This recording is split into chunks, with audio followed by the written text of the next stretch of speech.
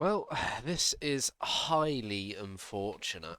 I have lost my internet connection about 3 hours ago now, and it has not come back since. Yay!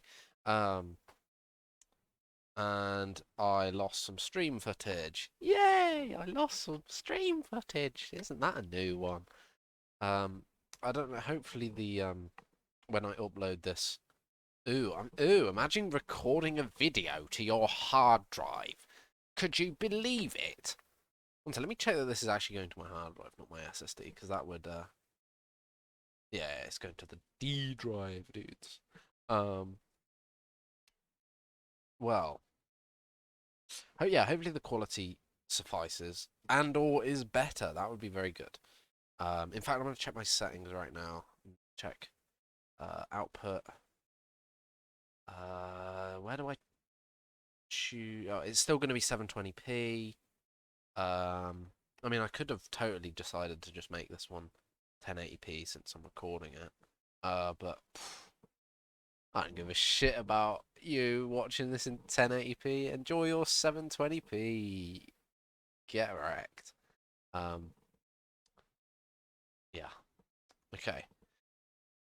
As for job, like, I totally could. How much did I play through? I probably did quite a bit without you because it stopped in the when I was examining the scene. I didn't even get to talk to um, Eugen and um, Seishiro. Seishiro. There you go. Whatever his name is. Um, so I don't know. Really, eh, I, should I replay it or should I just carry on from where the? Oh fuck! If you launch this application,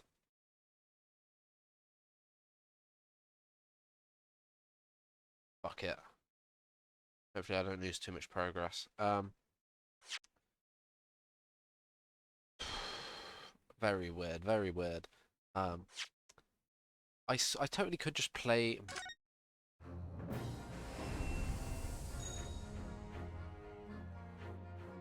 Let's check that the stream. This isn't a stream. Um, yeah, the recording is fine. So I have a decision. I can either give you, the audience, future Alex, um, the benefit of watching through those scenes, which were pretty good. It was basically a scene talking to Eugen and Seishiro.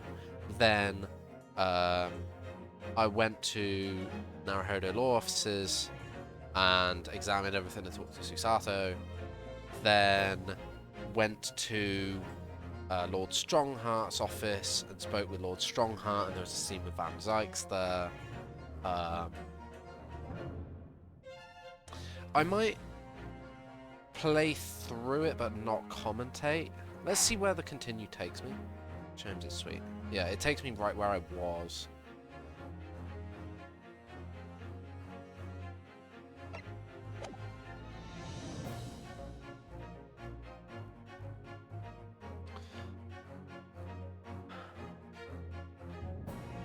Let's see how much is in the log. It might be a nice amount. Oh.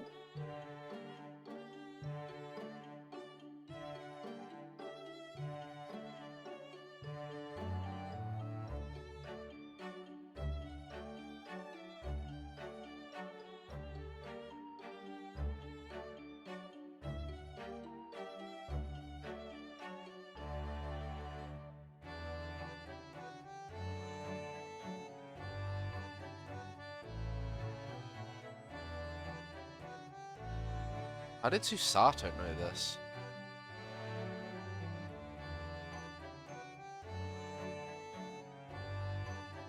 I probably should give the audience, future me, the full context, because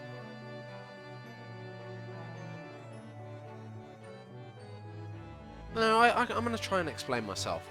We spoke with Eugen and Seishiro, who were the other two. So it was those two and Genshin Asogi, who is Asogi's dad, who were here. And Yujin wanted to like ask me a favor, but then Susato showed up, so he didn't get to. And he was speaking very like seriously and thanking Naruhodo for being there for Susato, and I was like, please Yujin, don't die. You are too cool to die. I had a lot of fun doing his voice. What else happened in that scene?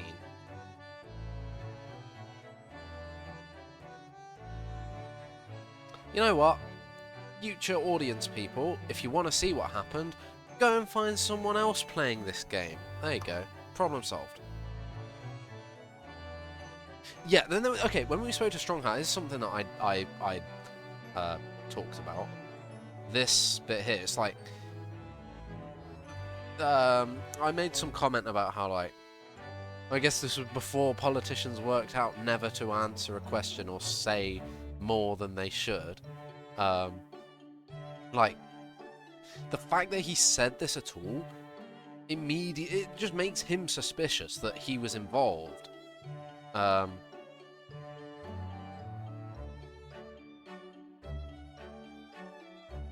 Like, it make you know, I think it sort of softly implied that Strongheart himself has this opinion, and I thought, like, yeah, okay, Strongheart's gonna be evil, and his whole thing is gonna be he's gonna have a giant like boner for justice, and like he's like happy to like kill people, and you know, create the whole Reaper deal and create the whole Genshin deal, just, you know, because it's a stopgap measure before he becomes Attorney General and is gonna he was saying, like, nobody in this country cares about the justice system like I do, or whatever.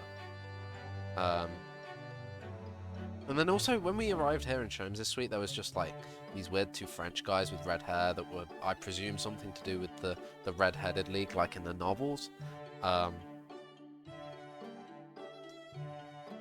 Yeah, that was about it, really. I feel like there's some things that I missed out in my explanation, but again, read the wiki, whatever. Alright, voices time.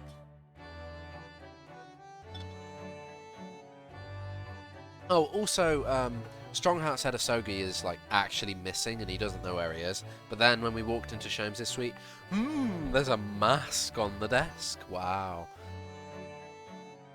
Hello, Iris. We're home. Well, did you find your daddy? Yes, we arrived at the hotel just before he and his friend. Oh, well, that's great news. I hope I'll get to see my daddy again soon. Yes, of course. Oh, shit.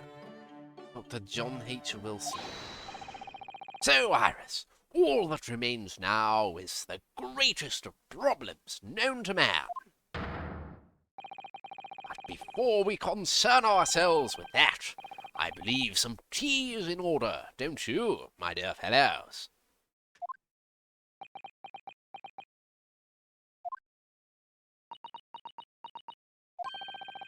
Is something wrong, Mr. Naruhodo? Do I have a crumb or such like on my face? Not so much on your face as on your head, I'd say. Come along then, everyone. I've brewed a lovely special blend. Time for tea. Whatever is going on here today? In that case, let us sit and drink now. Let us sit and drink now, for I am in fact expecting a guest later today.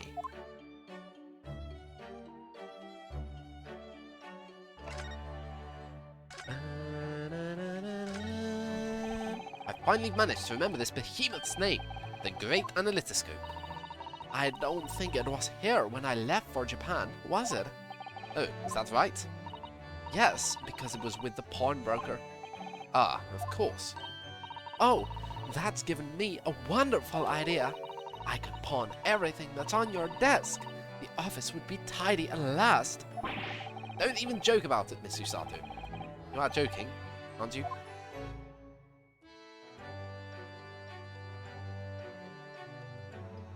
Nothing particularly of note. There's all sorts on these shelves. Chemistry apparatus, books, papers, and lots of things I've never seen before. It's all heaped up so high, I can't help feeling that the whole lot is going to topple at any moment. It looks as though it might topple, and yet it doesn't. The epitome of Mr. Sholmes' brilliance. I don't get it. As it happens, I'm quite well practiced when it comes to stacking shelves myself. Just the other day, my shelf in my office finally gave way under the strain there. It looks as though it might topple, and it does. Yes, the epitome of your disarray. I really don't get it. This is Mr. Sholmes' famous violin, the one he found being sold for a song with a pawnbrook. What's it called again? A shoddy something? Oh yes, this wonderful instrument features in the adventures of Sherlock Sholmes. It's a world-famous Stradivarius. What? Stradivarius, Mr. Naruhodo. Are you even trying now? We'll come back to this another time, I think. I wonder what this object is. I do like this fireplace. It's one of the best things I've seen since we arrived in the country, in fact. Although, I do yearn for Japanese kotatsu. Putting your legs under a warm blanket table is so comforting. Do be careful, Mr. Naruhodo. Don't mistakenly put your legs in the fire, okay? You suffer terrible burns, you know. I worry sometimes about how Susato-san sees me. Oh, there's a newspaper. That's new. Newspaper. And this looks like last week's edition. What's that article circled in red ink there? It's in an advertisement column. It says, The Red-Headed League. To the Red-Headed League. Poggers. The Red-Headed League? What's that? It's a distraction to get a pawnbroker out of his shop and pay him money to not be there so that we can rob a bank by digging a tunnel underneath the pawnbrokery. I don't know. I've never heard of it before, but... Is something on my face? Clearly this has something to do with that. Lively hair.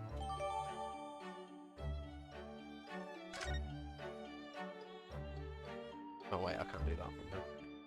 I think I've read all of these. Ah yes, Mr. Sholmes' curious collection of trinkets from the various mysteries he solved. Maybe I'll get one more of these now. One of my favorite parts of this room, full of items with such exciting tales to tell, and I do believe he's added to it since I last looked. Now there's a mysterious pince-nez, a mysterious little box, a mysterious horseshoe, a mysterious biscuit. I think that last one might just be one of Iris's unfinished snacks.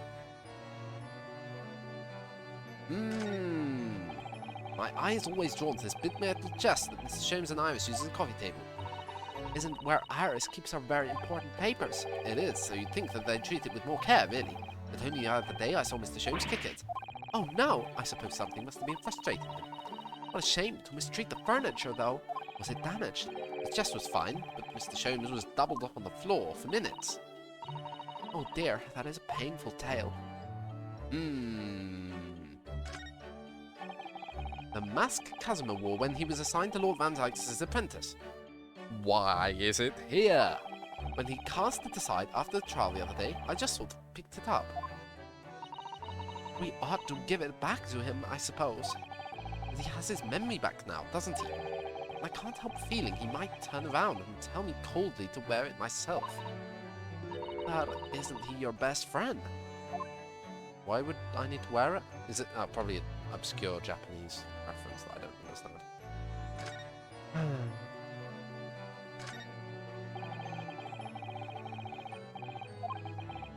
This one I should have already read. Little stick figures. Cheap apples at the market, is what all of them say. Little figures can speak. All your questions would be answered if only you would read this month's Rants magazine.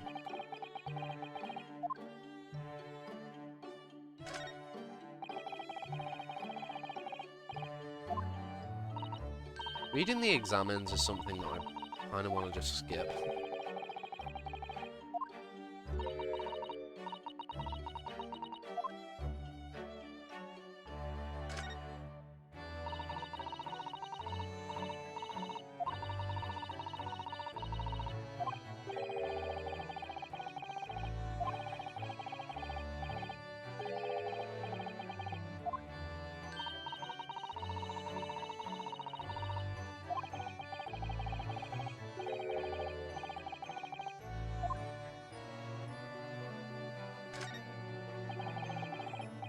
If I remember correctly, this large and imposing lump of iron is called a typewriter.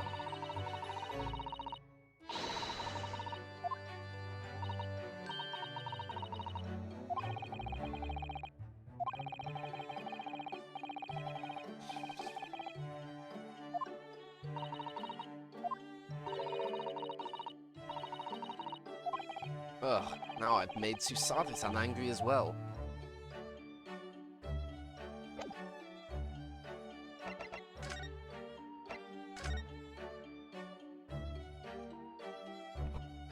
Okay.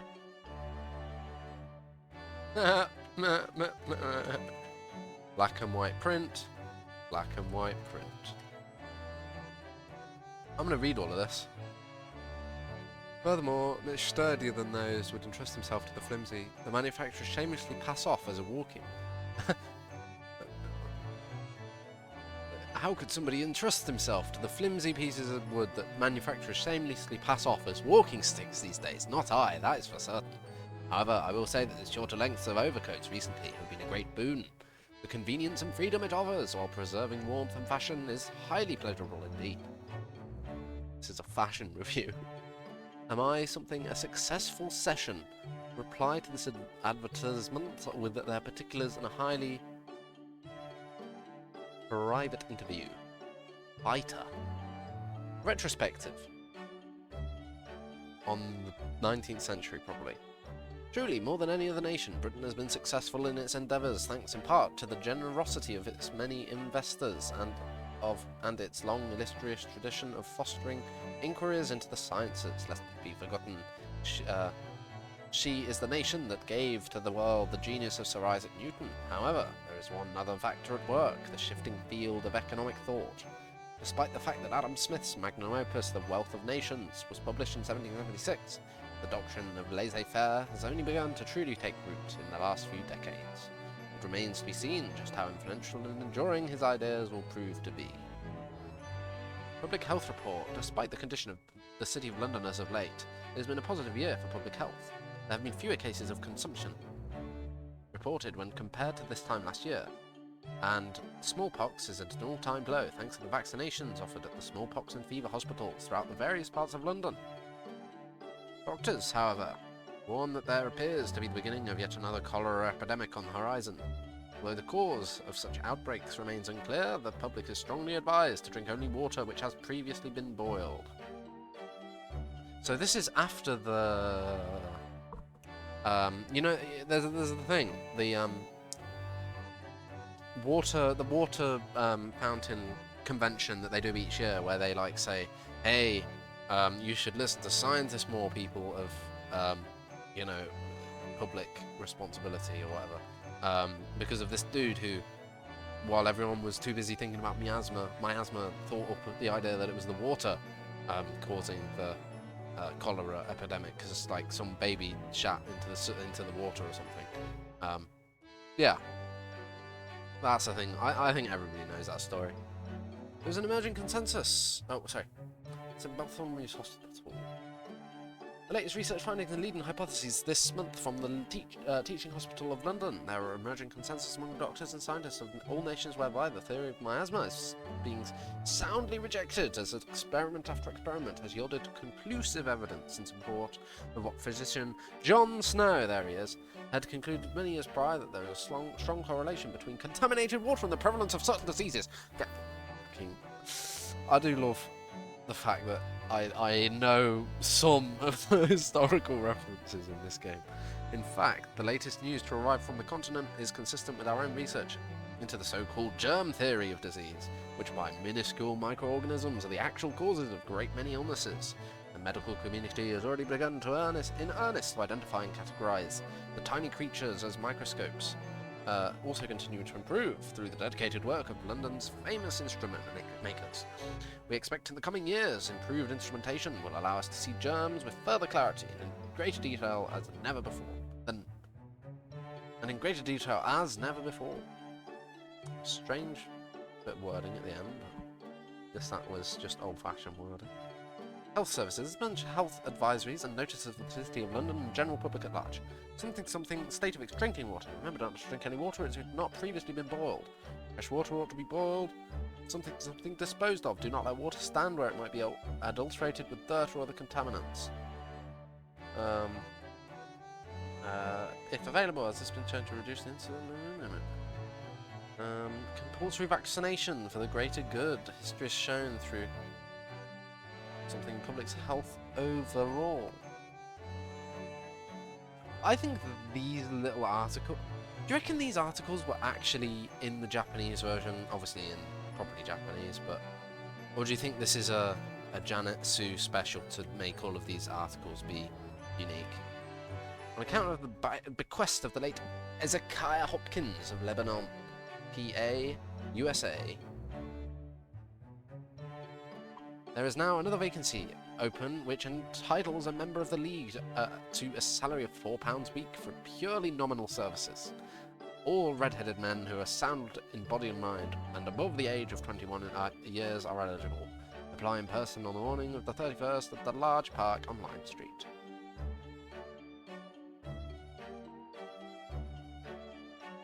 There we go. You should listen to the Conan Doyle story if you want.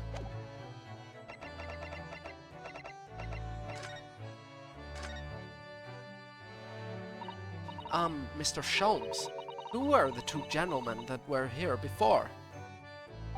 Oh, just a pair of petty criminals. Nothing of significance. Of course, they have to make a living somehow. And when the mood takes me, I'm willing to turn a blind eye to all manner of infractions. When the mood takes you? All manner of infractions. But when such fellows set their sights on Mr. Sherlock Sholmes, well, that's when their luck runs out. Oh my, you were the target of a crime, Mr. Sholmes. But I quickly devised a plan to entrap them and deliver them to our young detective ally. You should have asked Gregsy to come too. We could have had an arresting tea party. I did send word, but no answer was forthcoming. The man is consummately in the wrong place at the wrong time. There's a word for it, I'm sure. Aha! I have it. A bungler. Why did that word kill me?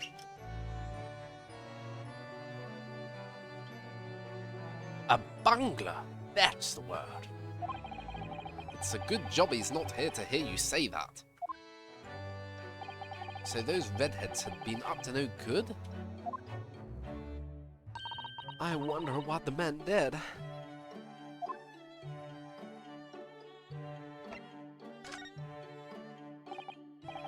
What was that about the greatest of problems known to man that you mentioned before? Is it another fiendishly intricate case, Mr. Sholmes? How should I best explain it? Are you aware of the theory of evolution by natural selection, perchance? Well, I think I've heard talk of it somewhere. Possibly. It's a revolutionary scientific theory that was newly proposed 40 years ago now. According to its author, Mr. Darwin, we humans were once apes who lived in the treetops. Wait, what? We were apes?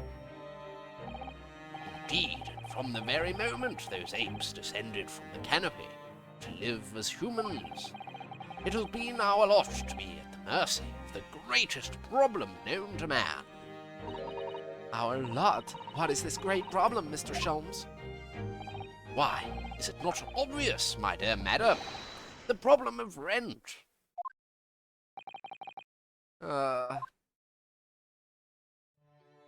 But did you not receive a rather large sum of money from Madame Tuspel's only the other day?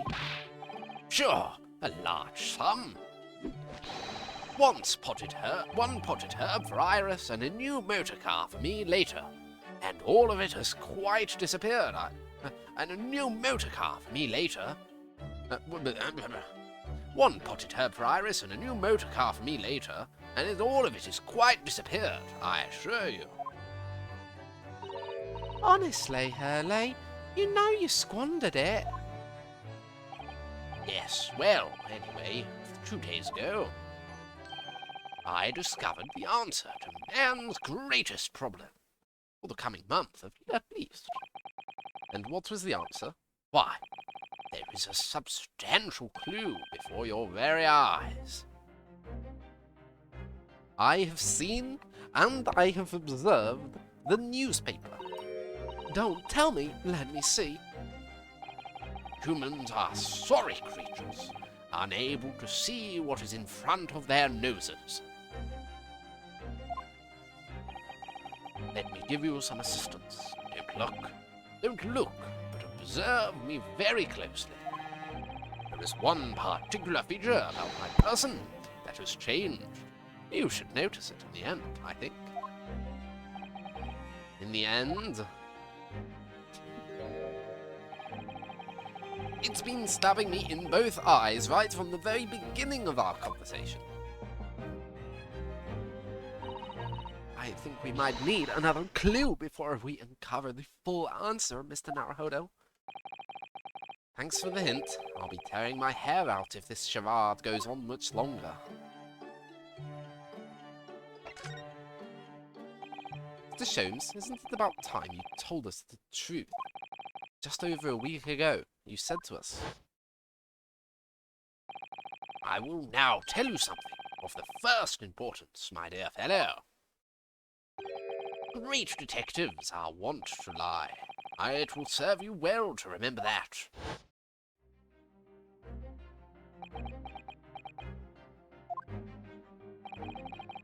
That case aboard the SS Burya in January, Casimir wasn't killed, and you knew he wasn't dead at the time. So what was really going on? Hello was unconscious for a very long time. If he hadn't regained consciousness when he did, his life would have been in mortal peril. Of course, a side effect of the prolonged comatose state was amnesia, as you now know. It was a simple enough task to silence the crew. But how? After they'd carried him out of the cabin, I assembled them in the lobby area. Then I made them swear to leave him unconscious and have him unlaid from the ship in Hong Kong as a murdered corpse. Oh, how horrible. It was necessary to find some material with which to persuade the crewmen to keep their word, of course. But why? Why do it in the first place? I will be at liberty to elaborate in due course. But for the time being, I would like to reassure you. I didn't foresee the subsequent events. What events? His disappearance in Hong Kong. Oh, I believe I may have made a gross error of judgment. Mr. Sholmes. Because he's targeted to be assassinated.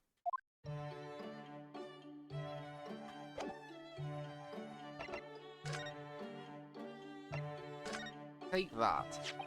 It looks as though someone circled an advertisement in this paper, Mr. Sholmes. To the Red-Headed League. Does that strike you in some way? I was thinking that just maybe it might be related to your bright red hair.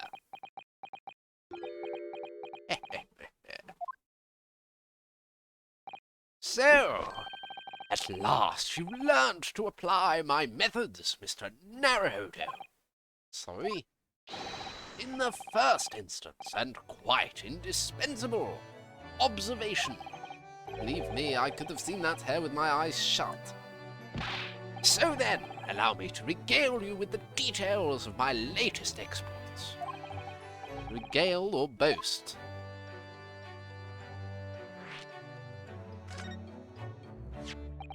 So what is the Red-Headed League, which seems to be the subject of the advertisement you've circled?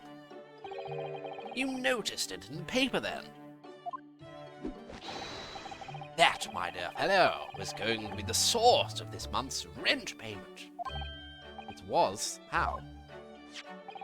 According to the advertisement, the Red-Headed League is a distinguished institution of fellows of an unspecified governance.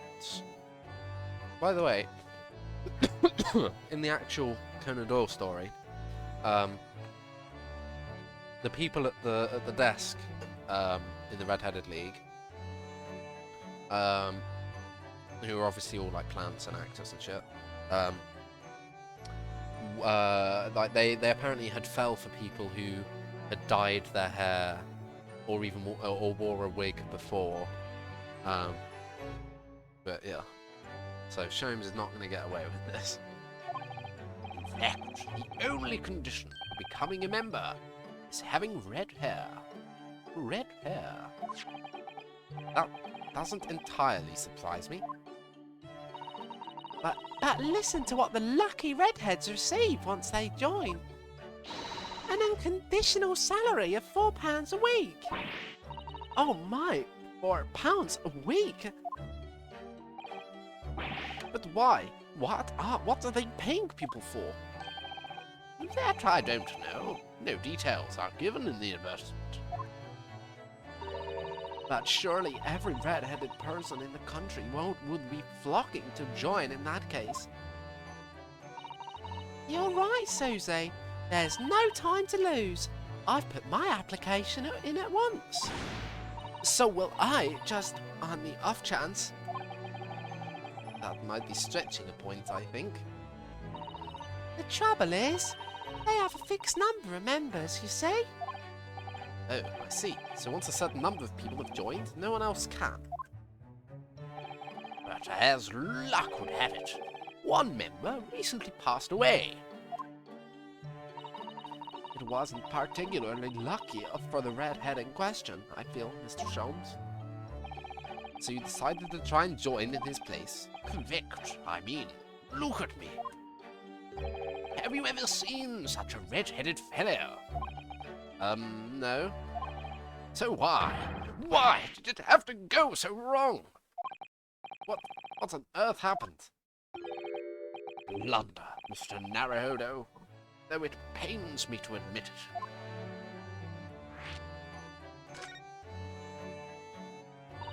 What did you actually do to your hair, Mr. Sholmes? I'm glad you asked, Miss Usato.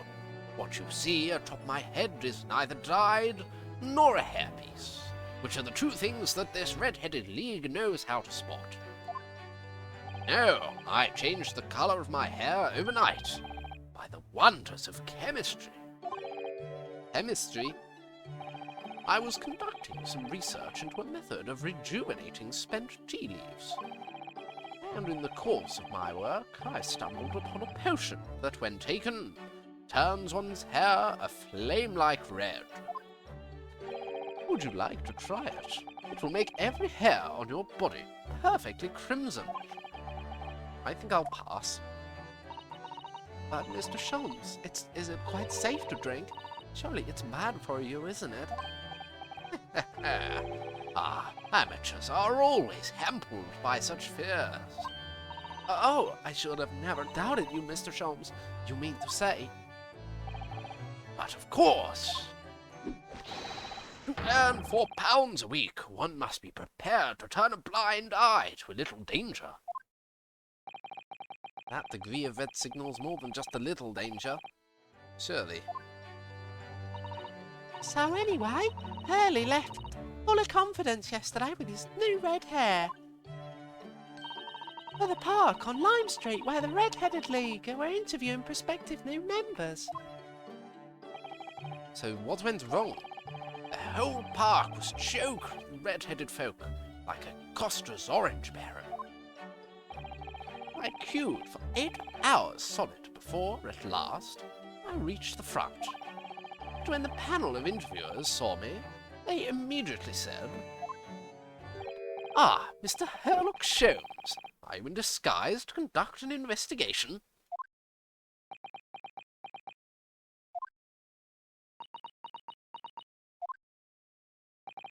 So, naturally, I had no choice but to reply, "Shh, don't give me away."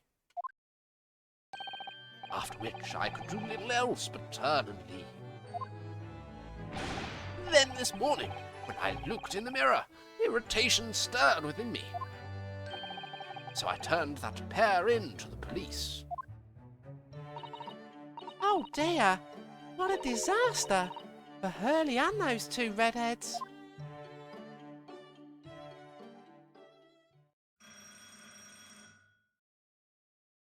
Dude, that actually sounded like it was outside my headphones. What the hell? Aha! Here is my guest now, my latest client, with money to spend. Oh, I do hope it's an exciting case, Hurley.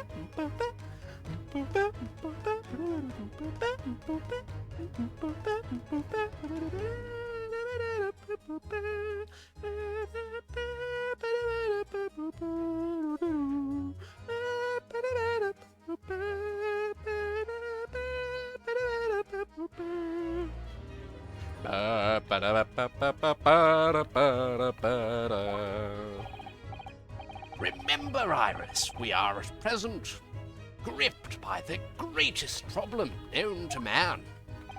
I must be willing to accept any case, no matter how unstimulating.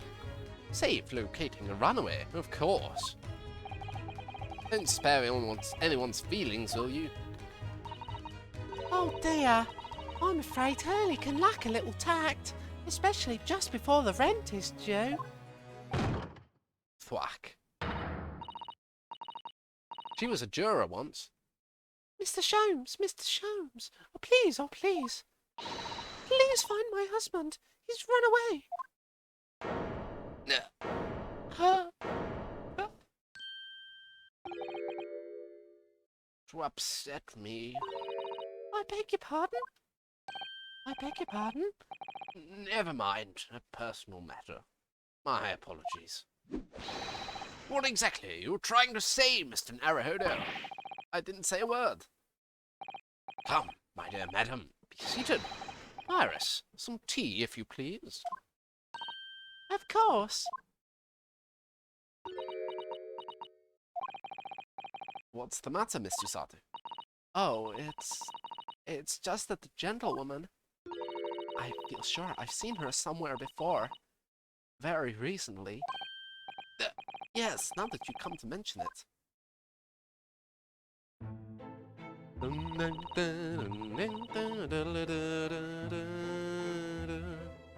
As I explained earlier, my name is Evie Vigil. I implore you to take the case, sir. Money is no object. Simply name your figure. Money and wealth are of little consequence to me, madam. You can have it for free. Being offered a case to solve is reward enough. Oh, Mr. Sholmes, you are the picture of benevolence.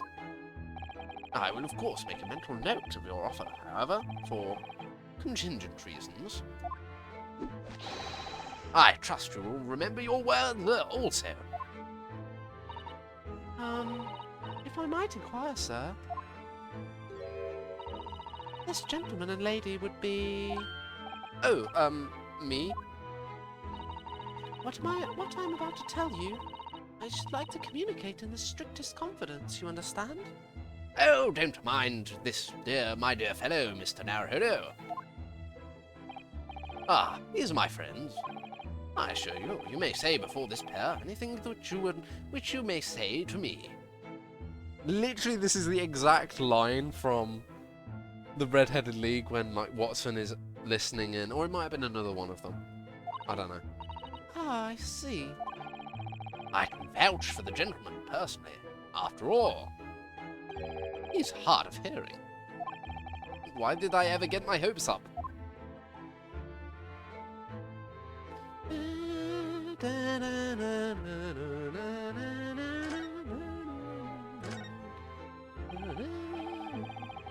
Mrs. Vigil, would you mind casting your eyes over this?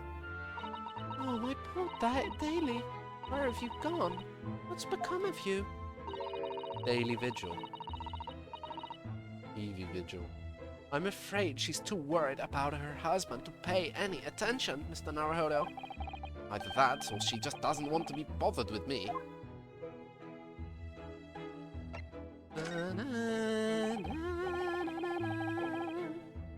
Mrs. Vigil, do you mind casting your eyes over this? Oh, fuck.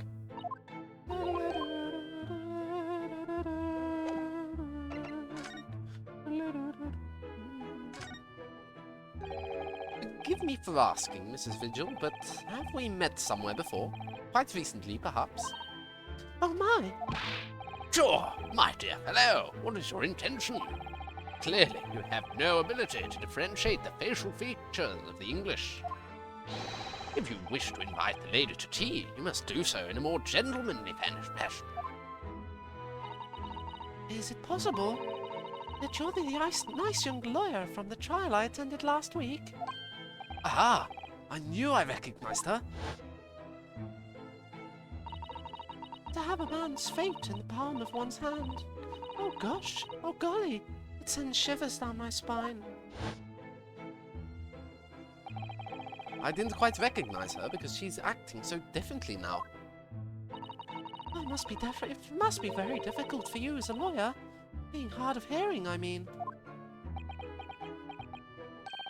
Pardon? Oh dear, I'm so sorry. Don't worry if you can't hear.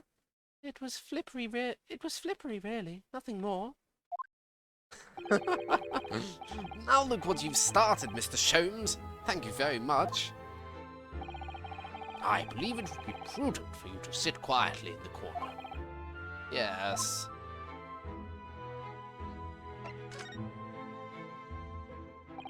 Tell us about your husband, madam. Mr. Vigil, my Daily, is 40 years of age. I have a photograph here. An entirely unremarkable gentleman, by appearance at least. How long have you been married? It will be 15 years this year. We have a cordial relationship, and my husband's income is more than adequate, so we live quite comfortably. As it would appear, I need only look at you to know these things. Oh gosh! Your dress is the latest style, your hat clearly regularly groomed, and your eyes are animated. In short, you have no inkling as to why your husband might have disappeared, correct? That's right. He's a kind man with a strong sense of loyalty, and he rather dotes on me. Which would point to the possibility that he has become embroiled in some incident or other. Oh, that is exactly what I fear must have happened, Mr. Sholmes. I'm quite beside myself. My husband's employment is somewhat unusual, you see. What if he's incurred some miscreant's ill will? What exactly is your husband's line of work? is a warder at the prison. A guard? That is somewhat unusual.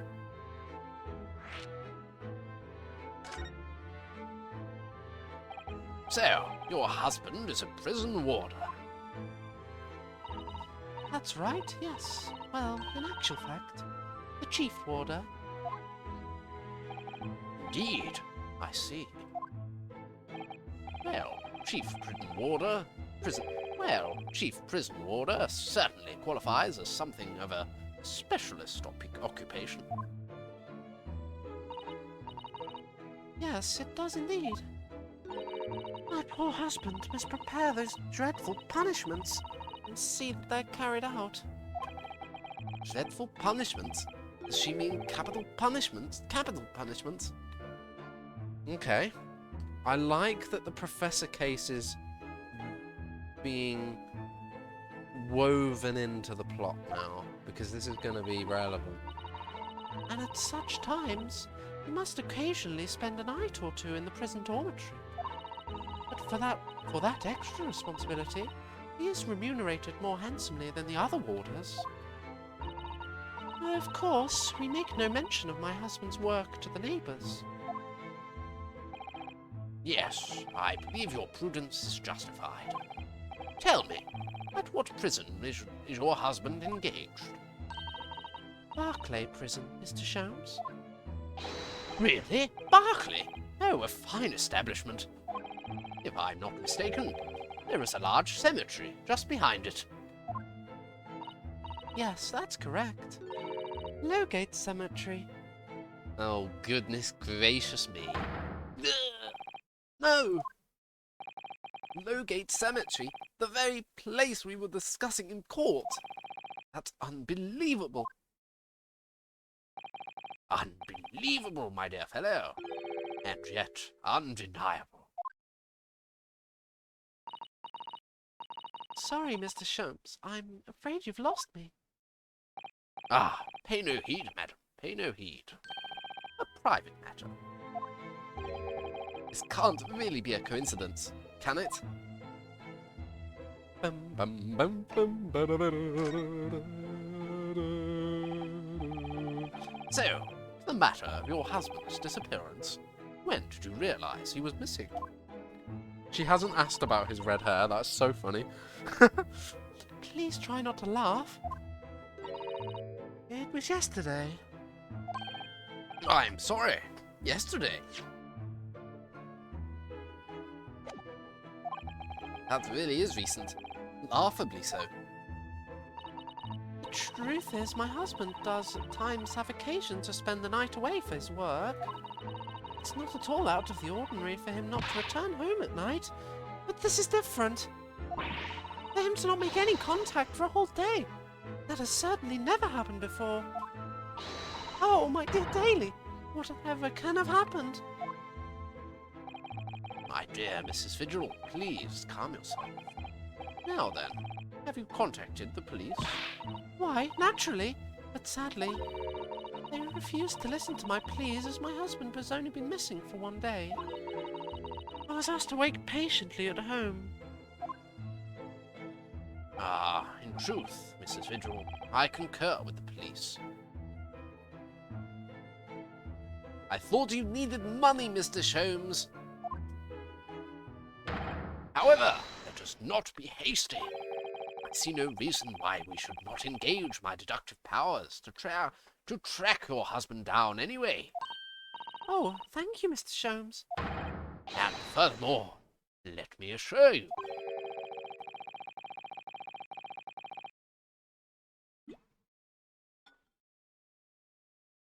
a chance to solve the greatest problem known to man has no bearing on my decision. I seek only to put a sweet smile on another Londoner's face. That's really all there is to it. You have my eternal gratitude. I shall pay any sum you care to mention. You seek only to put this sweet rent in your landlady's purse. That's all there is to it.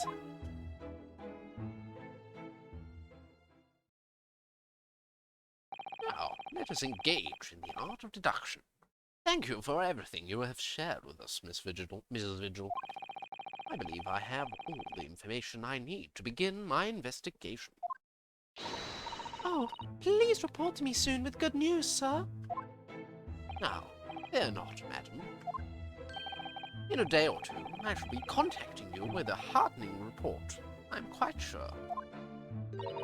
So soon? Oh, how splendid, Mr. Sholmes. Good news should be delivered early, I always say. If you would be so kind as to leave the photograph of your husband in my possession.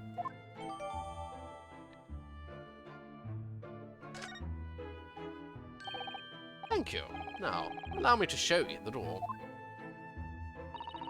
I can't thank you enough, Mr. Sholmes. You've been simply marvellous. Bye-bye. You know, I think every time, Early.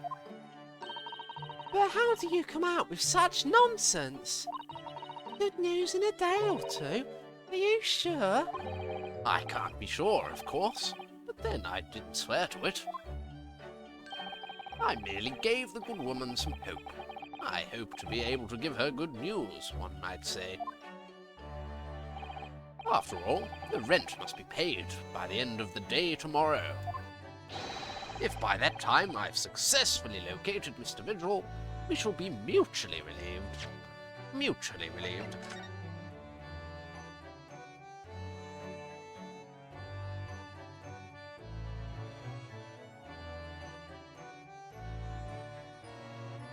Corn base.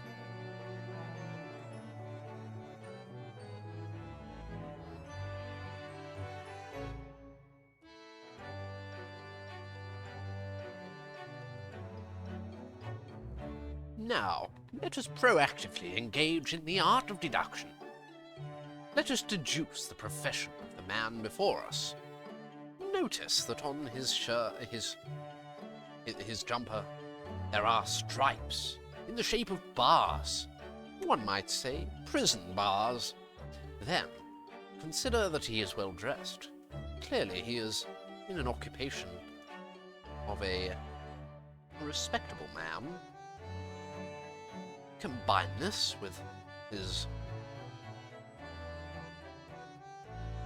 curly hair, which I don't know.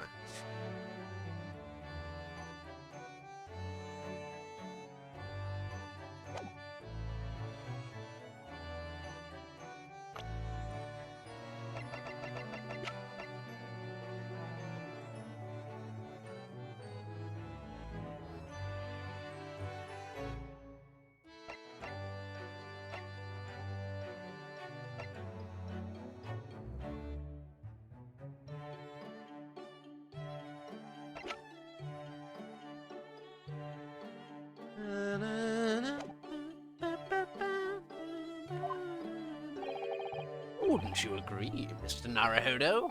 Mr. Naruhodo! Don't look at me with those pleading eyes. Me with those pleading eyes. Well, my dear fellow, did you hear the details of the case? Yes, my hearing is surprisingly good, actually. Excellent. And what did you make of it? Well, I was surprised to learn where her husband worked. At Barclay Prison, I mean. Ah, so you noted that. Of course, especially with the mention of a Lowgate Cemetery. Lowgate Cemetery is at the rear of Barclay Prison. So it was renowned among us students at the university for being haunted by the ghosts of condemned convicts. Barclay Prison is where that notorious man was incarcerated. The professor. And now a warder from the prison has mysteriously disappeared, it would seem. It's all very peculiar. He probably knows the truth of the execution being dodgy and was robbed out. Right? Indeed! But you've nothing you can't handle, I'm quite certain, Mr. Naruhodo. Sorry? Run along to the prison and see what you can glean. Would you? It's the prison governor you want. No doubt the man is equally worried. But aren't you going to go yourself? Ah, surely you needn't ask. I can't possibly be seen with this hair.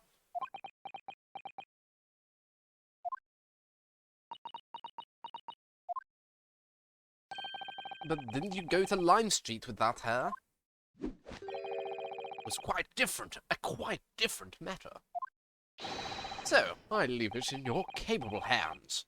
Now, if you'll excuse me, I'm rather busy.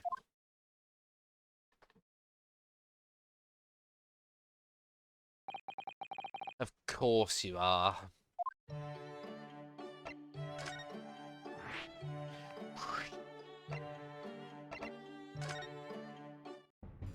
Da, da, da, da, da, da, da, da, da, da.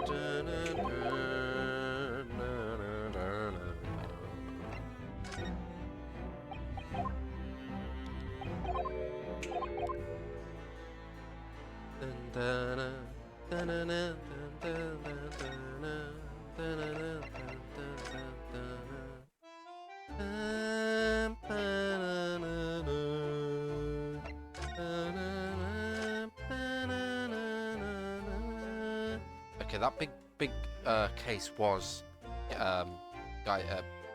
Seishiro's.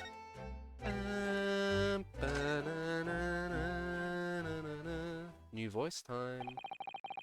Berkeley Prison is on the outskirts of London, backing onto a lonely burial ground.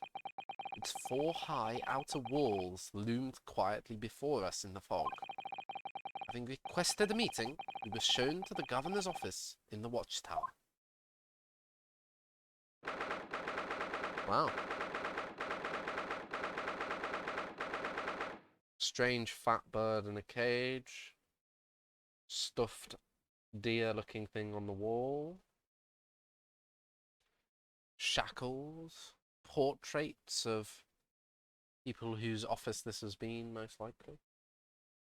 A modest office in the watchtower.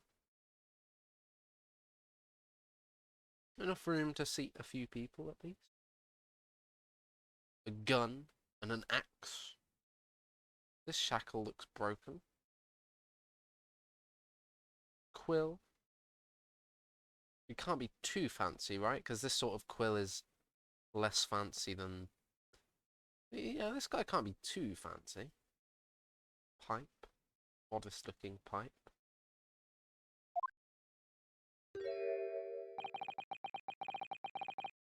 This place is full of hardened criminals. I cannot... Oh!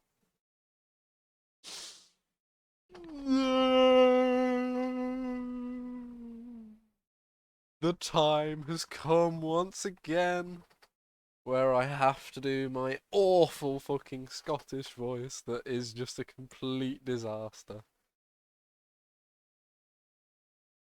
Scotland. This place is full of hardened criminals. I cannae remember the last time a civilian was down here. And you dinna want to talk to an inmate, but to me. And you dinna want to talk to an inmate, but to me. D'ye ken who I am?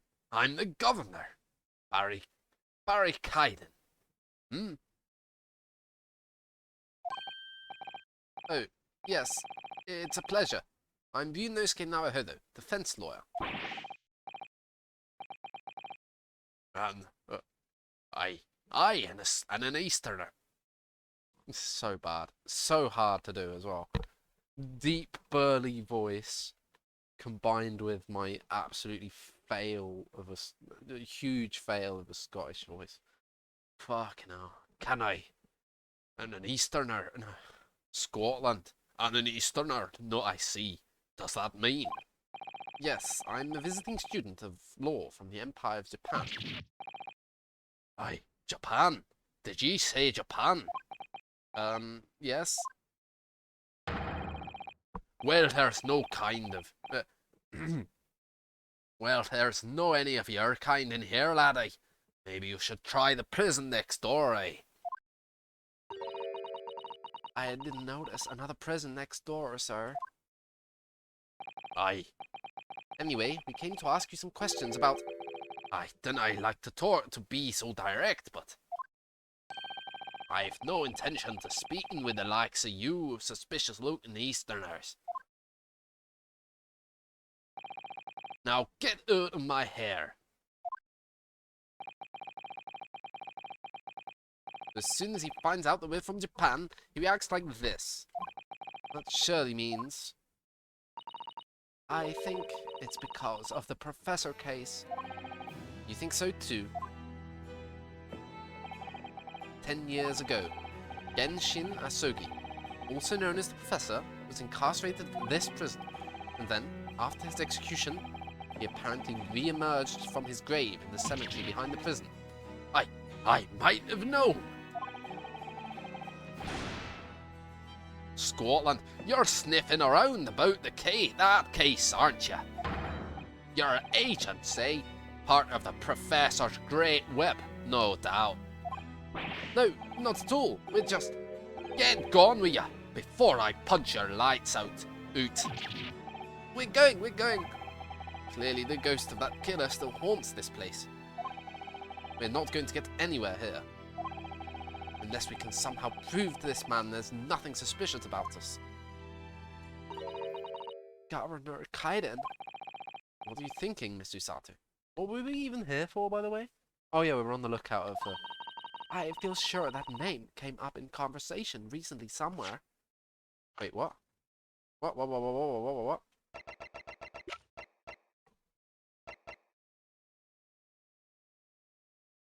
Oh, fuck.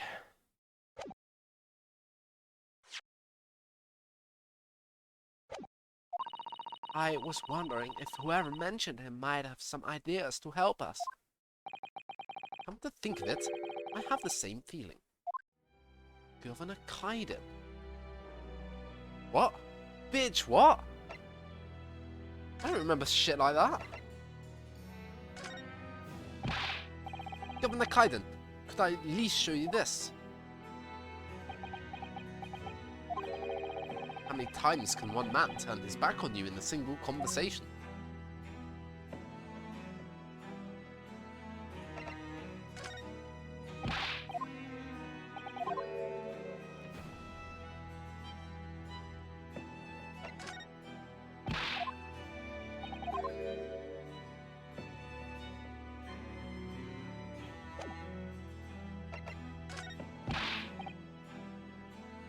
Scotland, I said get out. I said get out. I said get out.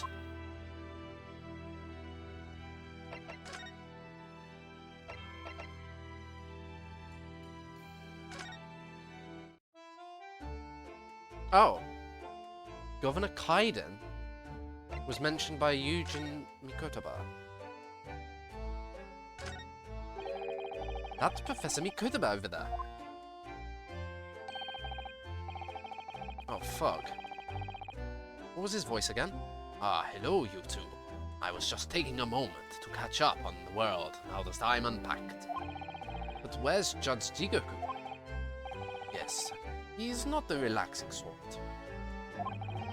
He's taken himself off to pay his respects to all the legal bigwigs. Having only just arrived in the country today. Goodness, he's full of energy. Professor, you mentioned something before about how you'd known the prison governor at Barclay Prison. Oh, Governor Kai. No.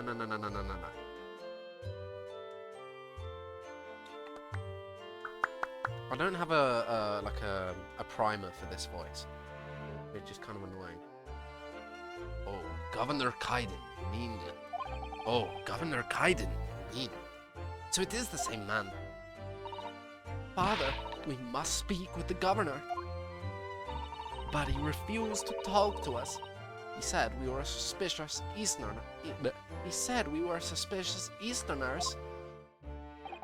Well, I'm sure if I accompanied you, it would be a very different story. Oh, would you? That'd be wonderful. If you have time now. Sadly, as you can see, I'm very busy at the moment. Busy drinking coffee on a comfortable settee. Now, I have a rather lot to prepare for tomorrow, you know. Oh, sorry. I didn't say that out loud, did I? You Kotobas are alarmingly good at reading people's thoughts. Or could it be that you Naruhodos are alarmingly bad at hiding your thoughts? Let's not fall out now. I have an idea.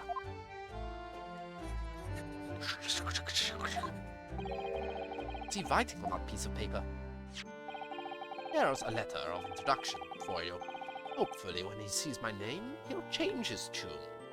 He'll change his tune. He'll change his tune. He'll change his tune. There you go. Hopefully when he sees this letter, he'll change his tune.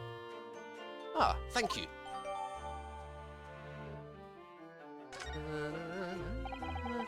Good luck then. Good luck then.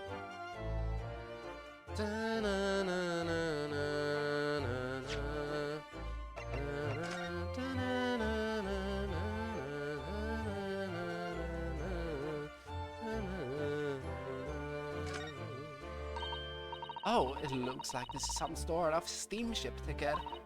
The SS Grouse, first class cabin, 001.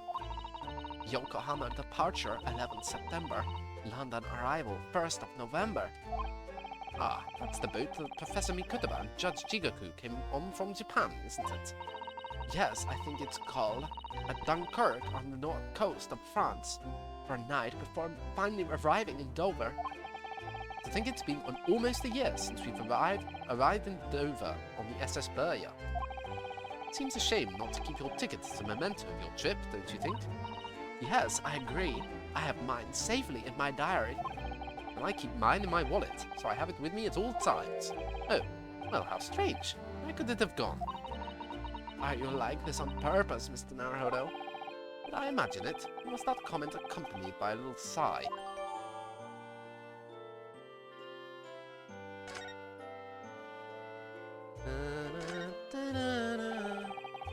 Professor Mikotoba has wonderful handwriting, doesn't he? This dark-suited young man is not in the least bit untrustworthy. Is it just me? Or does that make me sound extremely untrustworthy? I do wish he'd at least called you a nice young man. I'm really not sure that would have helped. Examine the VIP that's obviously, totally, absolutely not going to be relevant to the case and is not going to be the final evidence that we present. Because there's a ripped piece somewhere.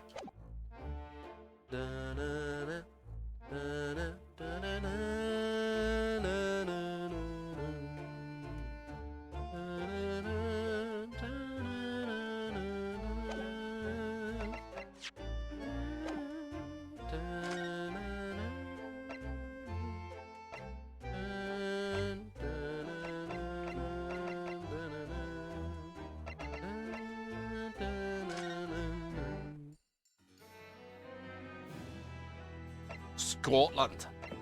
Scotland. Take that. If you just cast your eyes over this, Governor Kaiden. What's this then? You cannot pull the wool over my eyes, you good-for-nothing Japanese student. You good-for-nothing Japanese student. Kotoba. That young jock from the forensics laboratory. That Mikotoba. Yes, exactly, him. Oh dear, perhaps I should have said something sooner. I'm Yujin Mikotoba's daughter, Susato. Jinx, you're the young man's daughter. Jinx, you're the young man's daughter.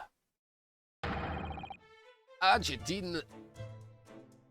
didn't, I think, to mention that before. I do apologize. Aye, well, he'd best be taking a seat then. Can I offer you a cup of tea, perhaps? And then I forget to try one of these wee handcuff biscuits. Your father's influence is nothing short of amazing. I'm bitterly regretting not announcing who I was from the outset now. That would have been a very cool scene. She just walks in like, I am fucking Susato, do what I say.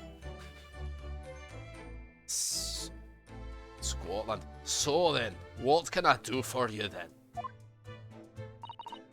Well, we are currently investigating a case. it's one of your warders, you see. He's gone missing. Missing? That's right. It's surely been reported to you as well, being the present governor.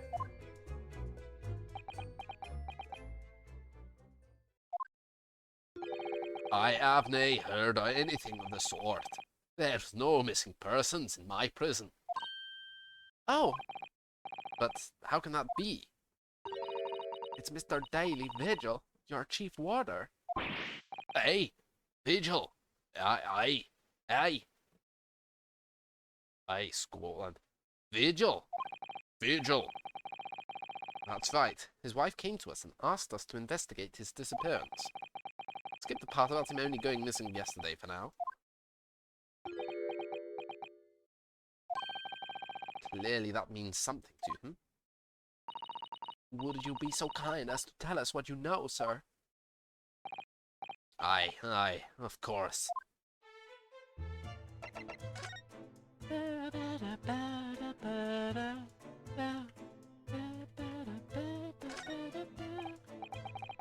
This grandfather clock is fitted with a terrifying blade that keeps dropping down.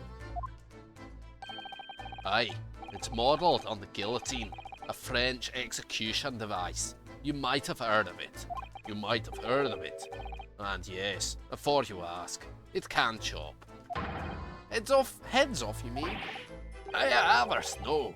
Carrots and parsnips and so forth. Oh. If you place a large carrot at the bottom there in the morning, by evening it'll have been cut clean in two.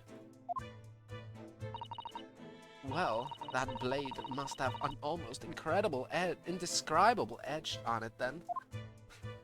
Blunt as fuck. I suppose these are all former governors of Barclay Prison, are they? Either that or former inmates who the governor has sent to the gallows. Oh dear, they all have such severe expressions. I really couldn't deny either possibility. Especially the one on the extreme right. His expression goes beyond severe into a whole new territory. That one's me. Ah! I'm terribly sorry, sir. Is it the prerequisite of the job, perhaps? Having a severe expression, I mean. Of course it's not, although it is taken into consideration. A lot.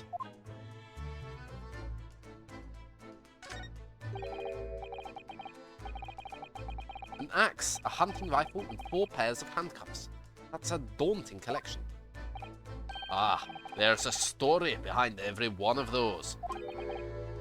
You mean the rifle was a famous killer's murder weapon, and the axe was wielded by an infamous executioner? and the handcuffs were once used to immobilize a fierce four-legged beast when it was arrested.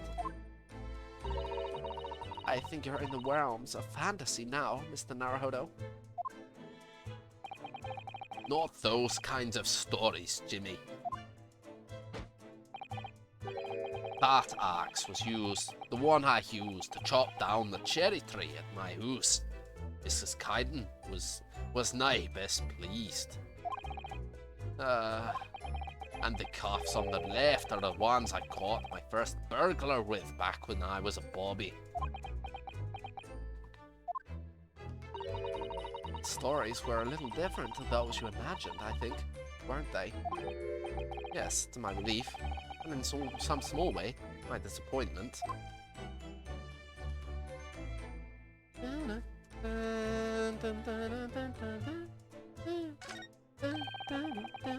I'd never expected to find a parrot in a prison. It must be the governor's pet. Given where we are, it's hard not to see the poor creature as a prisoner. Let me out! Let me out! Then I kill me! Ah! Why was it trained to say that? Has the bird learnt to mimic the plaintive cries of the inmates in the cells? Oh, no. He was one of 3 siblings, you see. And he still calls out the names of his 2 brothers like that all the time.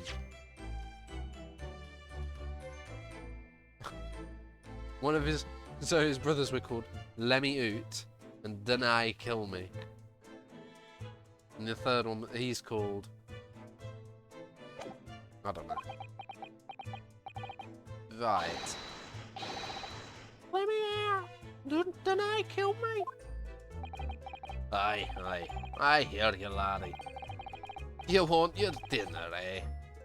Didn't I do it? Didn't I do it? Let me out. Don't worry. Let me out. Don't kill me. I didn't do it.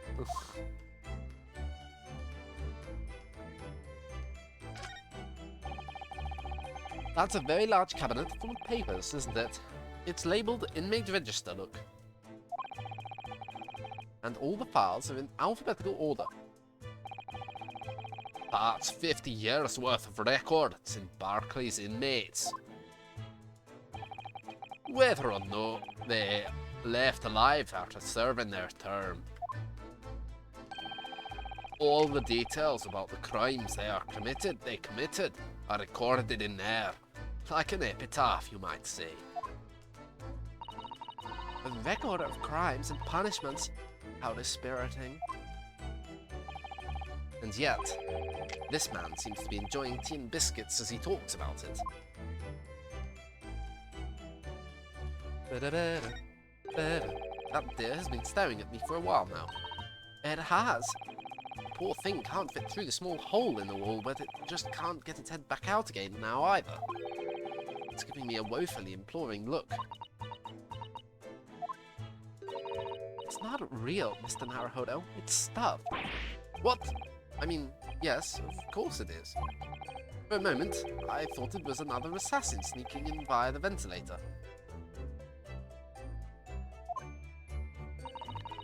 I don't like to say, but I think perhaps you need to reread The Adventures of Sherlock Holmes.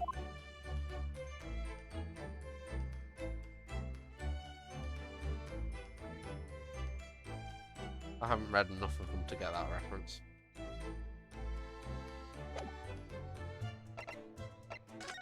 Maybe now he'll be interested. What's that there then? It's actually the sign of the Japanese defense lawyer. Well, if you have to wear something like that to prove who you are, perhaps I should wear these handcuffs, eh? I think maybe they're more of a sign of the people you catch rather than you yourself. Aye, that's true.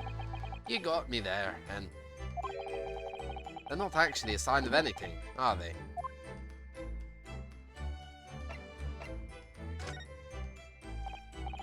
Governor Kyden, would you have a look at this? Oh, wouldn't you have rather a wee handcuff biscuit? Oh, no, thanks. I'd rather you just cast your eyes over this.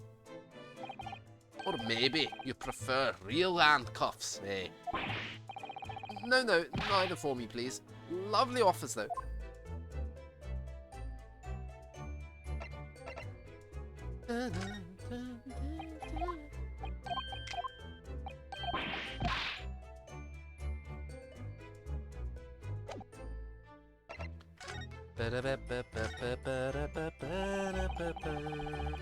We understand that Mr. Vigil is the chief warder here at the prison. Aye, that he was. Strong sense of responsibility and dedicated to the job, no doubt about it. He was a fine warder. He was a fine warder. Sorry, did you say was? Aye, he does not work here no more. He left the job. Oh my! When was this exactly? There's a question. When was it about? It can have been much less than 10 years ago now. What? So he's lying to his wife? 10 years ago? He stopped working here 10 years ago? Aye, as I mind it. You ken, I haven't heard the fella's name in all that time. That's a worry if he's gone missing, though. But Mrs. Vigil made no mention of it. I think perhaps, Mr. Naruhodo, that his wife simply doesn't know. I think she's unaware that he no longer works here. Governor Kaiden, can you tell us what happened? Why did Mr. Vigil give up his job here? That's important, is it? Yes, I believe it may be. What are you thinking, Mr. Naruhodo? I can't help wondering, given that it was 10 years ago. Ah! Which was exactly when the professor was being held at this prison.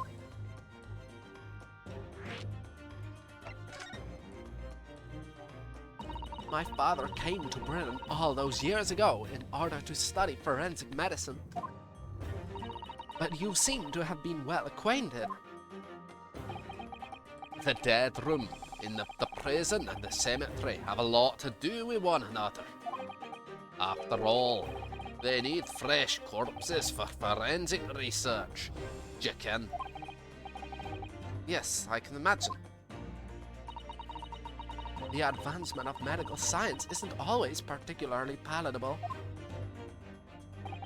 Your father worked in the laboratory just on the far side of the graveyard, in the basement of St. Sinners.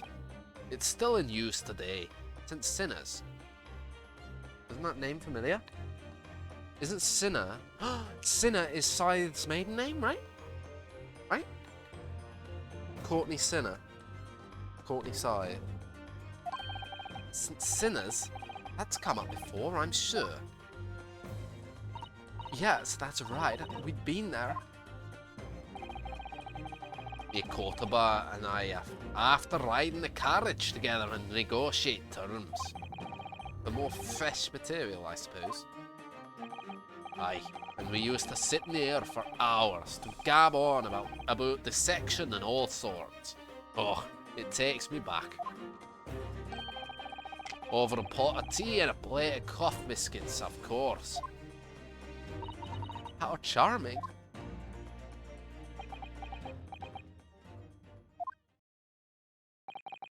He was a good fella, your father. Reliable and dead set on his work. But I'm afraid I'll never understand you Japanese.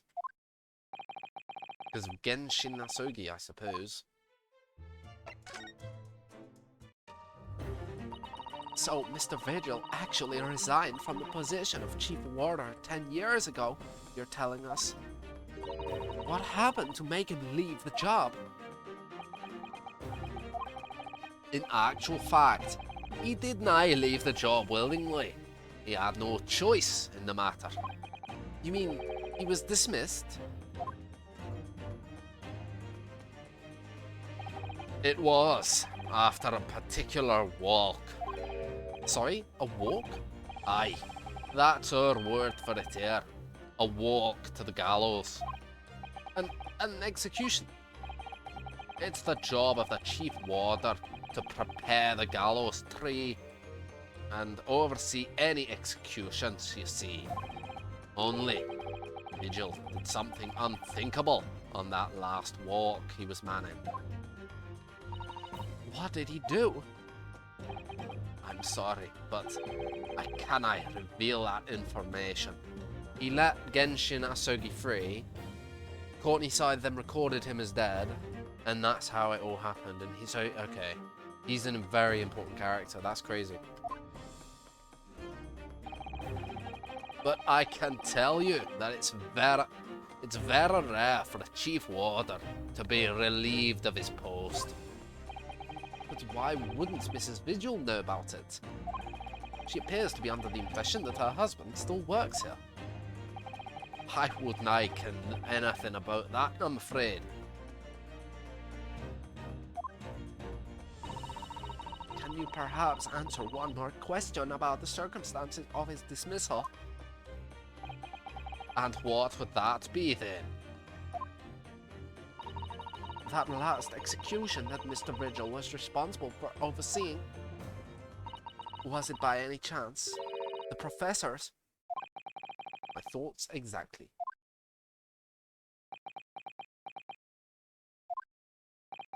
I'm sorry, I really am.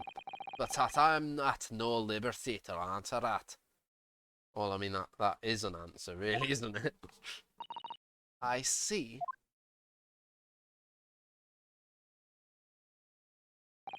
Well.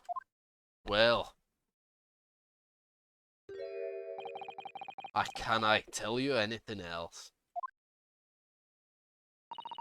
Thank you so much for your time, Governor. Oh, one moment afore you're away then, hen. One axe on him. I'm sure I have it here somewhere. Ah, found it. Here, take this as a wee souvenir of your visit to the prison. What is it? That's Vigil's dismissal notice. It's 10 years old now, of course. Oh my, are you sure? Obviously, this implies that his dismissal is very important to this guy. Otherwise, why would you keep his dismissal leaflet for 10 years, right? Which pretty obviously means it's related to the professor case, right?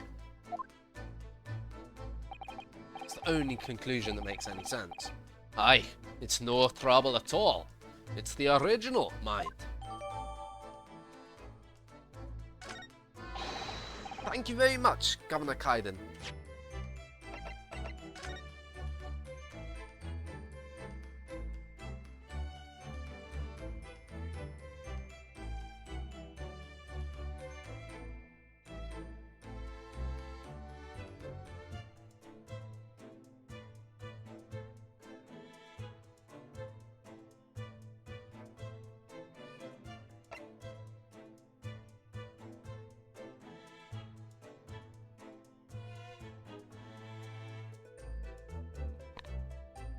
Well, the name is obviously redacted for an obvious reason.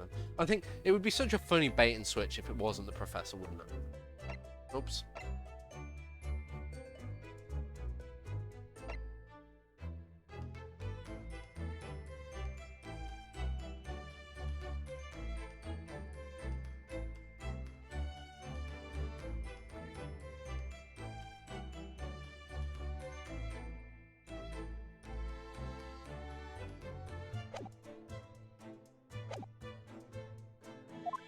Thank you so much, Governor Kaiden.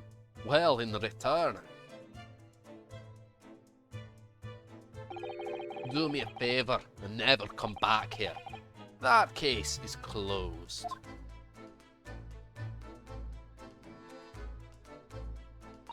Well, I think we ought to return to Baker Street for the time being. Yes, I agree. We need to report back to Mr. Sholmes with what we found out about Mr. Vigil. What will he tell Mrs. Vigil, I wonder?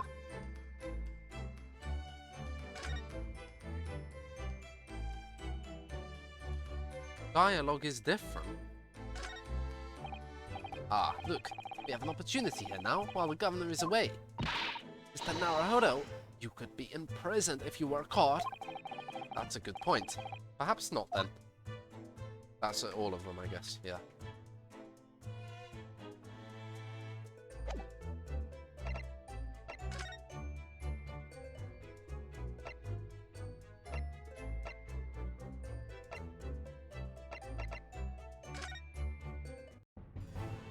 Dun, dun, dun, dun, dun, dun, dun, dun, dun, dun, dun, dun.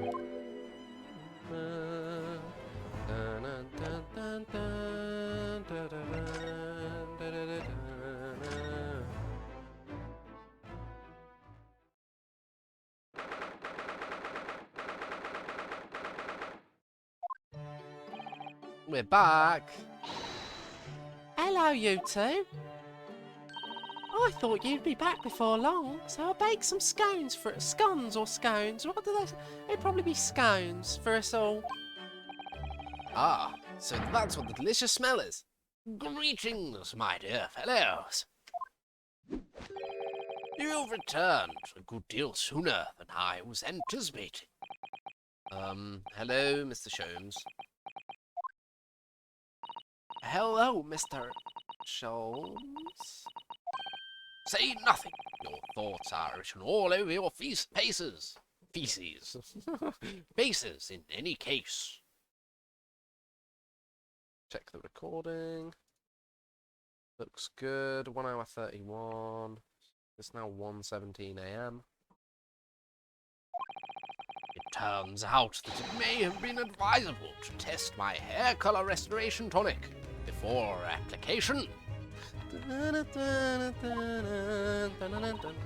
Every time we see him, he's going to have a new hair colour. Oh my! Pray, tell me, what a friend, have you garnered some new information? Oh, yes. Something very surprising, in fact. No, it's not a patch on your hair, to be honest.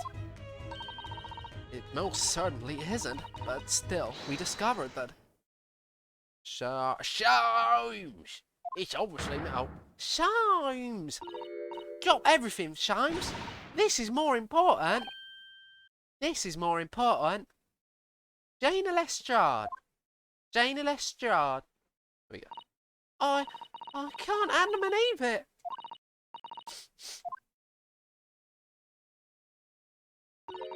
What's happened?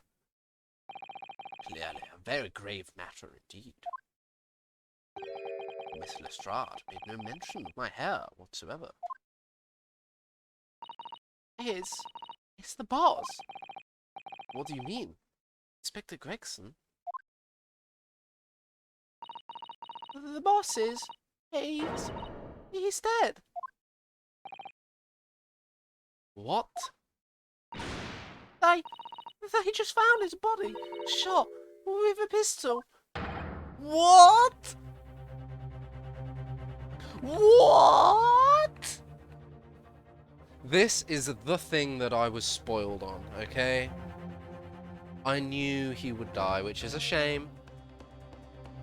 But I must be honest, I did not fucking expect it to be in chapter 4. I thought that was going to be like the final fucking plot twist. The final fucking plot twist in case 5. If that isn't the final fucking plot twist that I had spoiled, and it's just a little thing in chapter 4, this is going to be ridiculous. But, Inspector Gregson, he was murdered. No, not Gregsy. Come in, my dear girl. Tell us the whole story.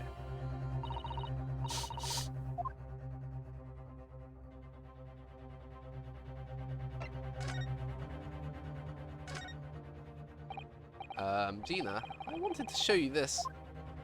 Shut the fuck up! No, what am I thinking? This is hardly the time, is it? I'm glad I tried it.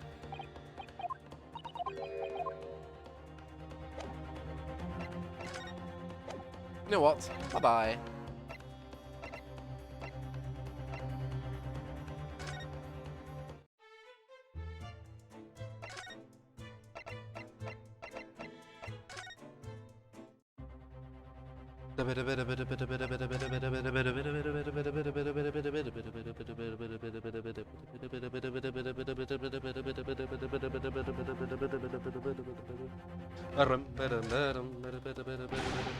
Are you serious, Gina?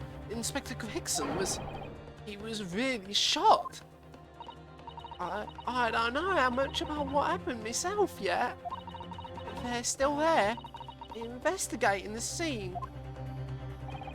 Where did this take place? Where did this take place? A little rented room in a building full of flats on Fresno Street. The outskirts of town, nowhere near his home. He was perhaps investigating a case then. The thing is, no one at the yard knows nothing about no case around there. Oh, how strange. He was going to go to France, wasn't he? The boss was... he was so good to me. I know I ain't up to much yet, but one day I was going to show him. I was going to show him I'd become a proper detective. Oh, Ginny. So, who did this? Do you have any idea who the culprit is? They got him already. Already? They've caught the shooter so soon? A witness reported something was going on, and the boys got straight down there and took care of him. Who? What awful person did this? Mr. Vigil. I still can't believe it myself. Gina? It's going to be someone insane. It was the Reaper.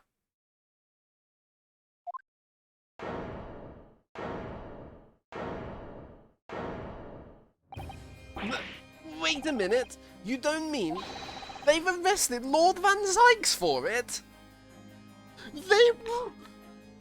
What the fuck is this chapter? What the fucking fuck? This is fucking amazing. What the fuck is this? Holy fucking shit. What is this? This game is absolutely insane. This is not even the last chapter. What in the hell is going on right now? That's right. That Reaper's bloke gone and shot the boss. No, Lord Van Zykes. Are you quite sure, Miss Lestrade? It's Baroque Van Zykes the police have arrested. I saw him with my own eyes in the interview room at the yard. And in the interview room at the yard. I don't believe it. But there was witnesses, and they're all saying it was him. So you mean there were actually multiple witnesses? They heard the gunshot, apparently. And when our lot got to the scene, there were only the boss and that Reaper bloke in the room. But there's no way Lord Van Zykes would have taken Gregson's life. I just don't believe it. I don't believe it either.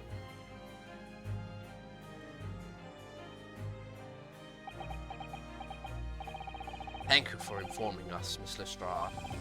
This really is most terrible news. I'm dreadfully sorry.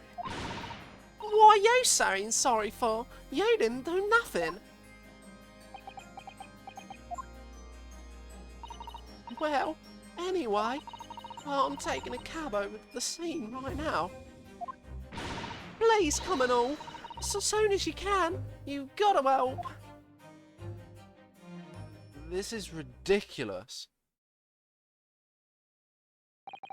It's a detective's lot to appear wherever some sinister plot is unfolded. Little wonder we all look haggard. Sometimes these things are almost too much for the nerves. Mr. Sholmes. What is there in being a great detective if I fail to see something like this coming, How could I let this happen to Gregson? To Gregson? Mr. Naruhodo, I shall leave at once to begin my investigations. Of course, yes, we will too. It would be helpful if you could talk to Mr. Reaper and see what you can glean. I'm sure you were intending to do so anyway. Are we going to work together, Sholmes? Come on! Let's do it. Until later, then.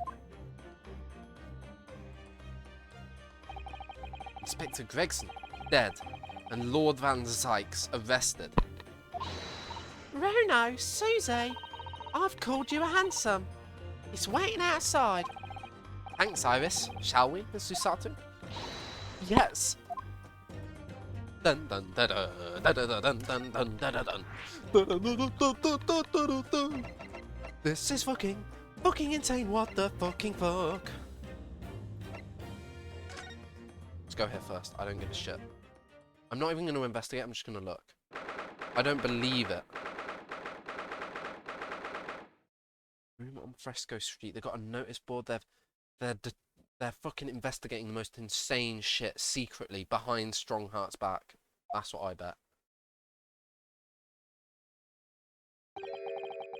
This really is an out-of-the-way part of London. I doubt many people find their way down this back street.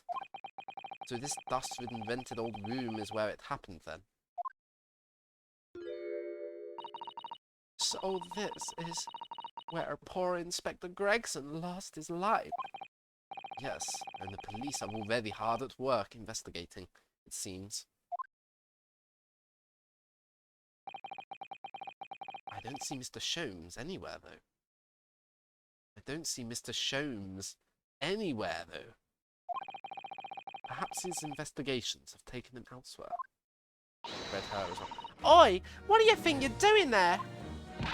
Every one of them jaws has got to be taken right out so you can look underneath and all. I want the space above the ceiling checked. And don't forget to look inside the chimney stack too. Blimey, ain't you lot never gone on over in house looking for dough when the owners are out of town? Gina's obviously got some unique investigative techniques when she wants everyone to adopt. Oh, so you've turned up at last. Mind you, I ain't been here long myself. Hello again, Gina. Sholmes has only just left. You're lucky you missed that. He went prancing around in here, pointing at stuff and flicking that of it. Flicking that. He went prancing around here, pointing at stuff and flicking that out of his, and then he just scarpered. Oh, he's finished investigating already, you mean? Yeah, he didn't stop to say nothing to no one. Not even me. Gina, would you mind if we investigated too? Listen, Otto.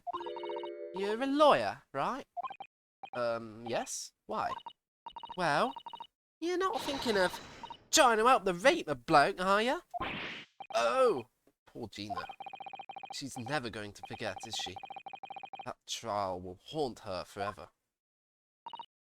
Gina, if you don't mind me saying, if Lord Van Zykes really is responsible for this crime, he will be duly and fairly judged in court.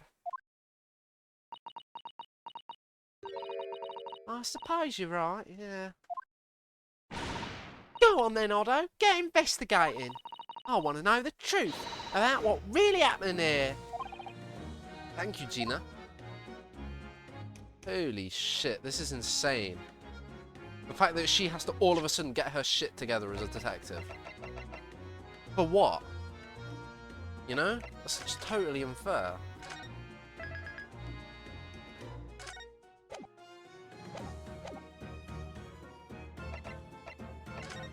Reaper first.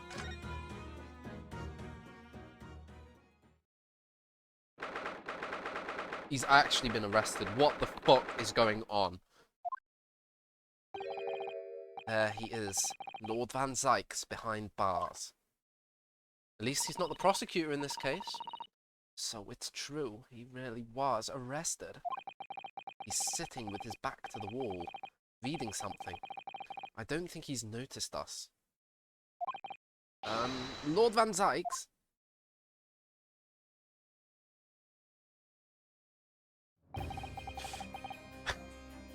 Fancy meeting you here.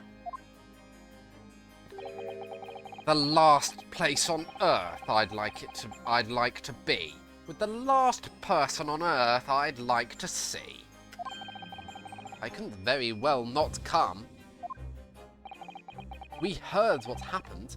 That Inspector Gregson was... Go home. This has nothing to do with you. But... Forgive me, Lord Van Zyk's, but I must disagree. Inspector Gregson was very helpful to us on a number of occasions. We're indebted to him.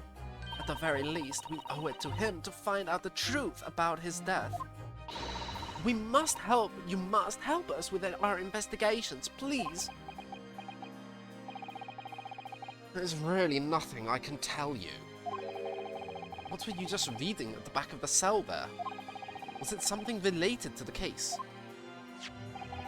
This?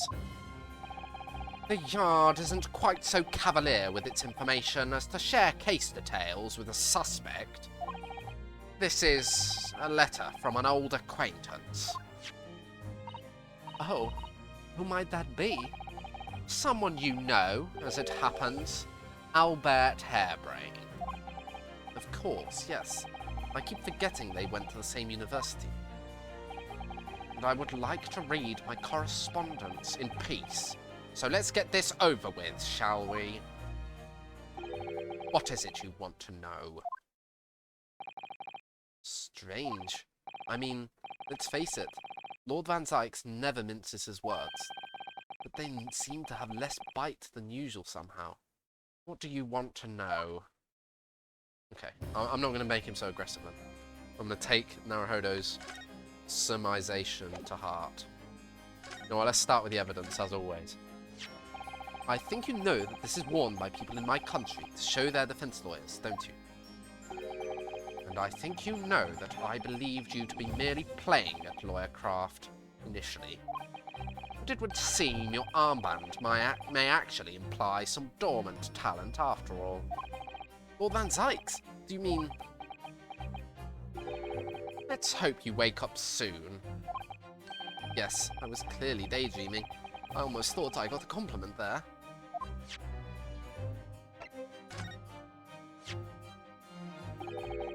It's not for me.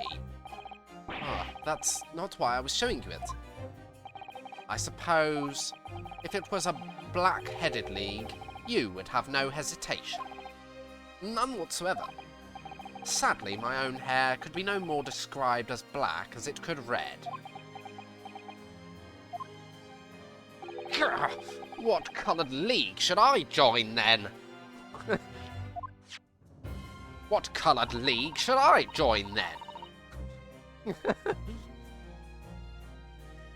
People are troubled by the most unexpected problems at times. Oh, I'm so glad I'm going through this effort. What's that? Ah, it's just something I was hoping to ask your opinion about, that's all. It's a serious crime for the defense to attempt to extract information from the prosecution by illegal means. All right, I get the message, but I don't see what's illegal about me asking.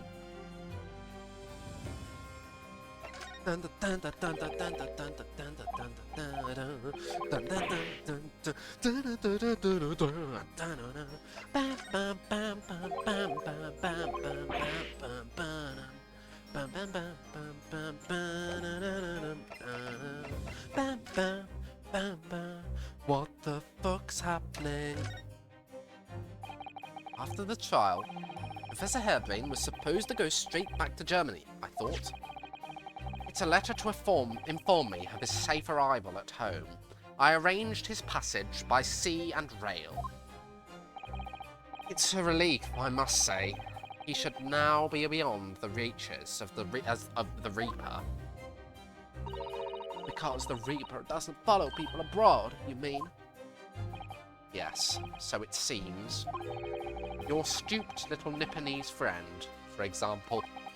You told me he was keeping well in Japan when I inquired the other day.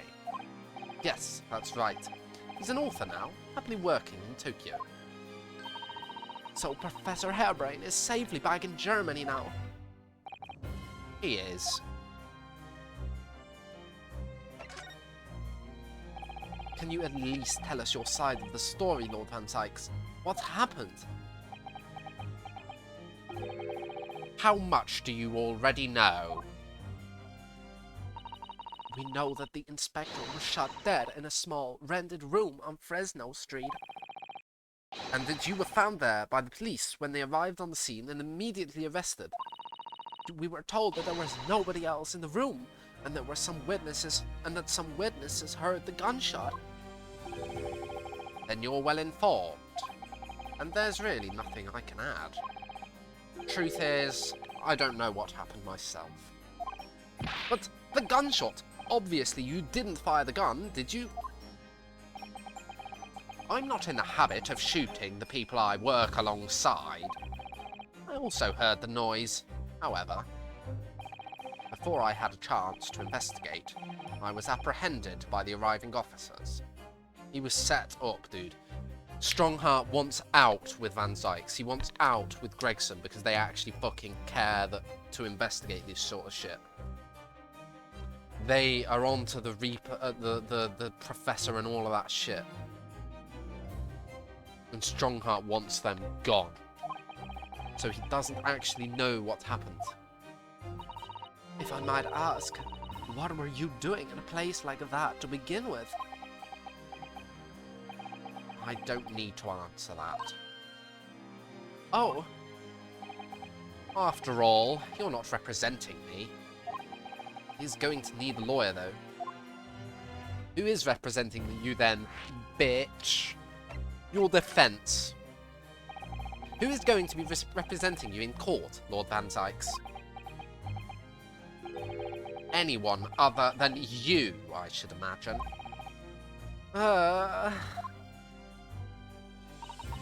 Would I be right in assuming that you have no representation as of yet? Defense lawyers are shy away from any trial involving the Reaper, I'm sure you know. But this is different. In my career, all of the defendants I've prosecuted, only 19 have ever been acquitted. Of them, 16 subsequently died in mysterious circumstances. Questions will be asked now. Surely not. I assure you, no defense lawyer will want to touch me with the end of a barge pole. But you didn't actually have anything to do with those people's deaths, did you? It's been 10 years now that I've been known as the Reaper of the Bailey. Believe me, nobody wants to know the true identity of the killer more than I. However, it seems things may have come to a head before I had the chance to uncover the truth about that. He was working with Gregson to uncover the truth of the Reaper of the Bailey, but obviously Strongheart, being responsible because he's bent on justice and shit, and he's a mad, insane dude, had to stop them. What does he mean by that?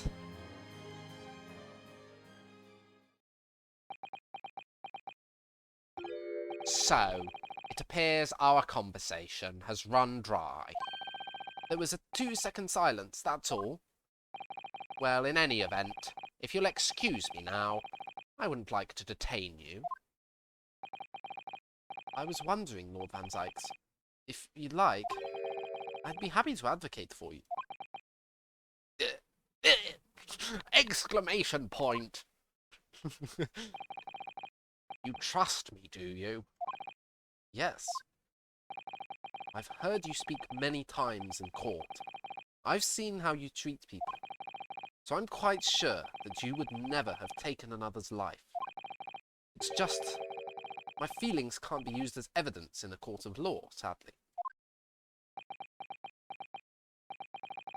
It's a very gracious offer, however. I trust no one. What? Not the police, not the judiciary, and not you Nipponese. But please. I have no intention of engaging your services. The chasm between us is just too wide and too deep, it seems. I'd appreciate it if you don't visit again.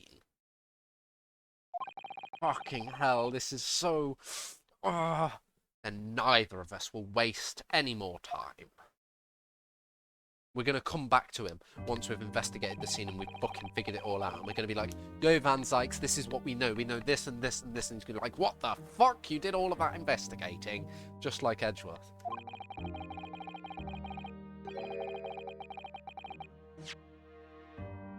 Perhaps we need to dig a little deeper and find out more about Lord Van Zykes and what's happened to Inspector Gregson.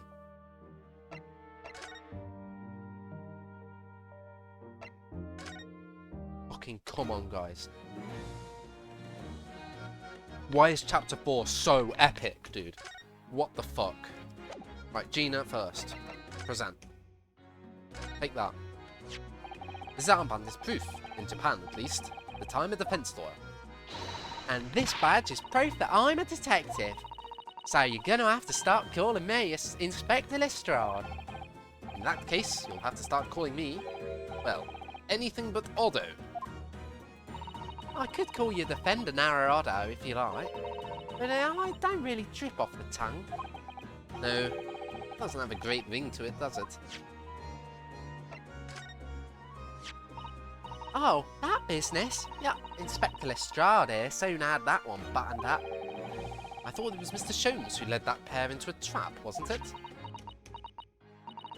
Listen, Otto. It ain't easy going from East End diver to Scotland Yard detective, right? But anyway, it's all part of the charm, innit? Being a bit loose with the truth when it helps. That's wrong for so many reasons. Maybe I should get Iris to write stories about me. The adventures of Inspector Lestrade.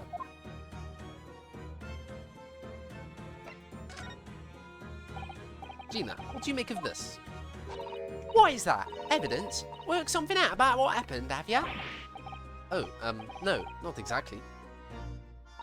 I ain't been long enough in the job to get all this deducting business yet. But I swear I'm gonna get the person what did this to the boss. That did this to the boss. There you go. A bit more serious.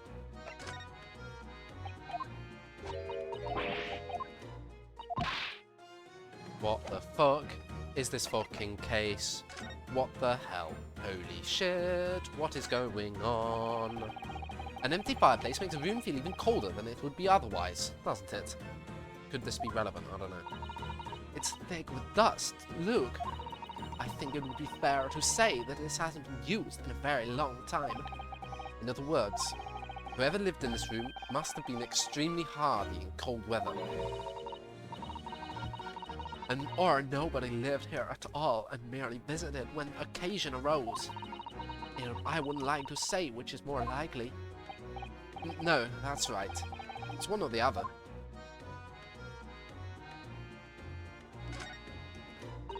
Oh, it's a photograph stand. I suppose it must be a picture of one of Inspector Gregson's family members. Ah! What's the matter? Your eyes look like they're about to pop out of your head. They are! Look, Mr. Naruhodo! Quickly! Why do I feel like this woman is familiar somehow? Of course she's familiar! We only met her this morning! We met her only this morning! Ah, it's Mrs. Vigil! This makes no sense! Why would there be a picture of Mrs. Vigil in here? be frank, I don't think I've ever been more stumped. I have no idea either.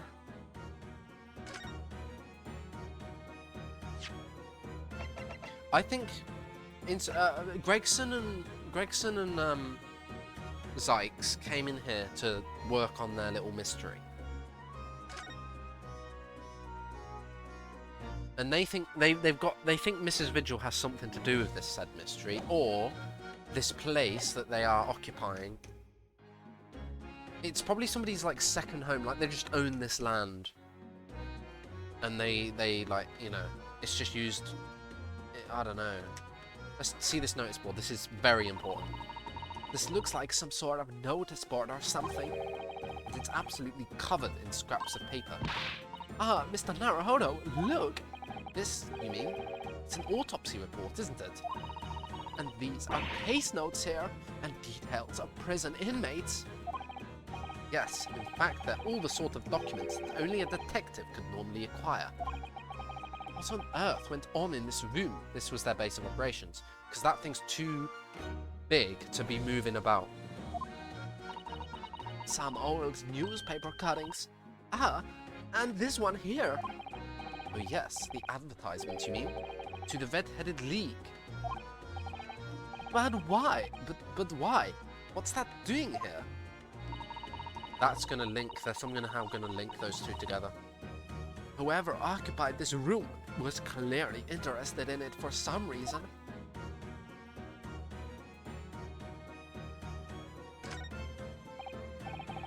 Excuse me? Oh, Inspector. Oh, sir. Poor man, he can't possibly be able to focus on investigating when he's so upset. Oh, I didn't understand what he was... This door...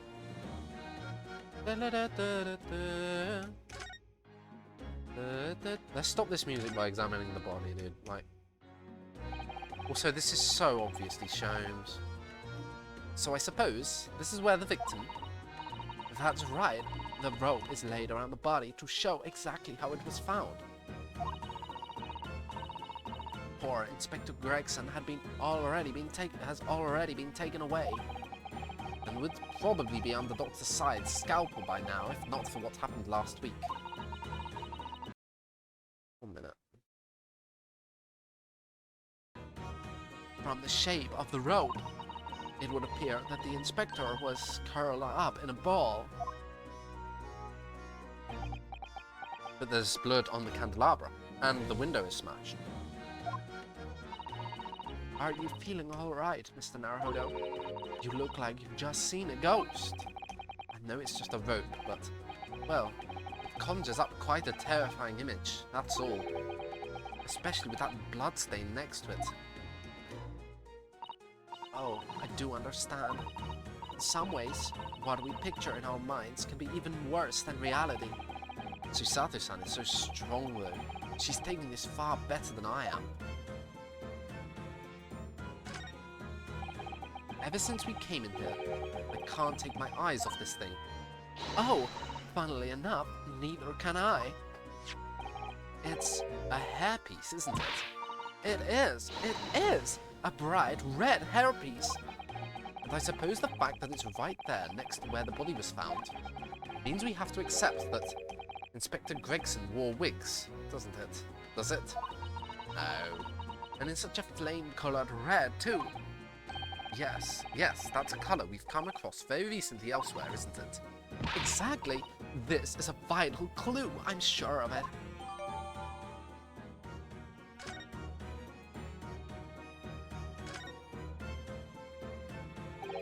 The top of one of the candles in this candle holder has been completely blown off. Oh, I thought it was blood. Yes, there's wax spattered on the wall behind. Look. I suppose if a bullet had hit it... It does seem likely that the bullet hit the candle, having first passed through the inspector's body. Or it was a distraction noise, like there was a firecracker or something there. Like what is this thing? It doesn't look like a candle, does it? Now that wax on the wall looks like blood to me.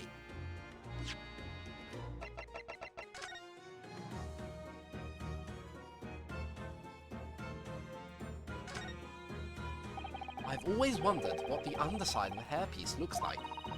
That doesn't surprise me at all, Mr. Naruhodo. You always want to see what lies beneath, don't you?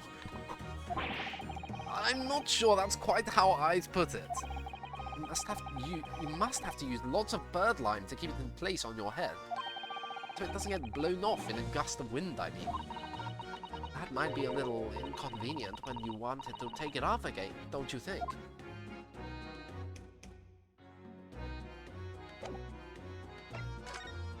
It's so weird.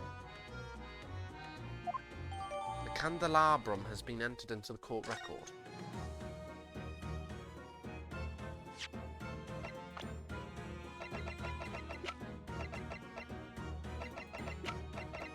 The fact that all of these fucking characters are going to somehow be relevant is insane.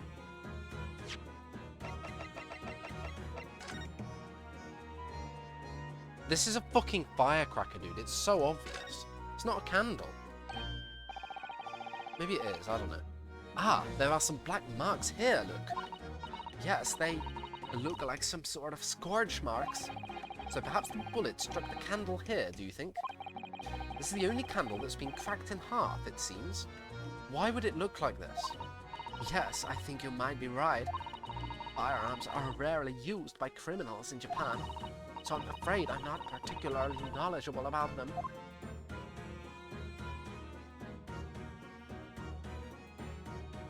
Like, these two are burnt, and this one is fucking tall. Why is this one the odd one out? That's the only thing to look at. It makes no sense. Somebody's very haphazardly nailed those boards over the broken glass, haven't they? You couldn't even really call it a window anymore. Well, if you remember the window in Mr. Natsume's room, that was totally blocked up with bricks. This one does at least still let in some light. So you could say nothing more about it.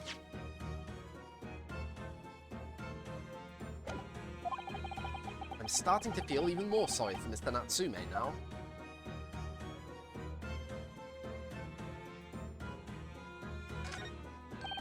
Oh, what's this?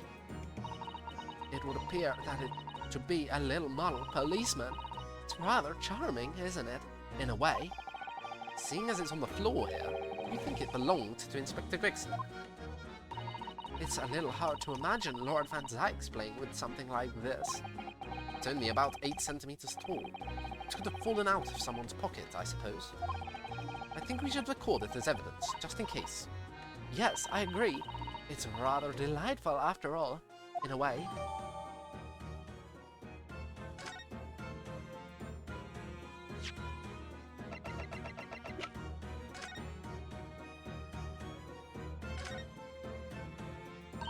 The helmet of this charming policeman appears to be a little worse for wear. I'm not convinced about the charming part, but yes, you're right. The head part looks like it's been fairly heavily mishandled. Almost as if somebody has enjoyed twisting it around and around for fun. It's maybe... no, it's just wooden.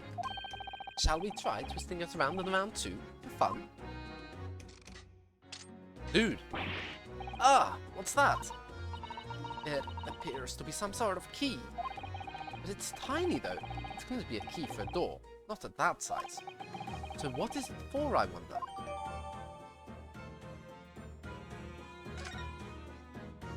The screwdriver. Oh, that shape. That shape is oddly familiar.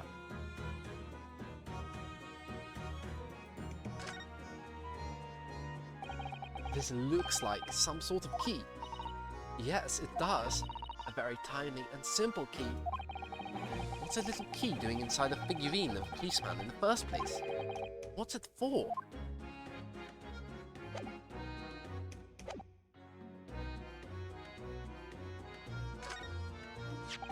This is presumably the murder weapon, then.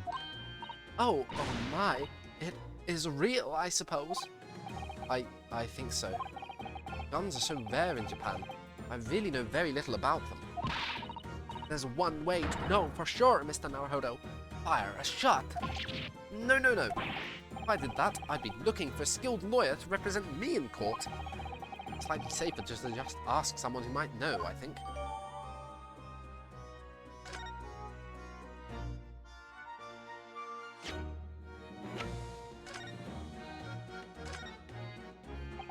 I suppose this must have been the murder weapon.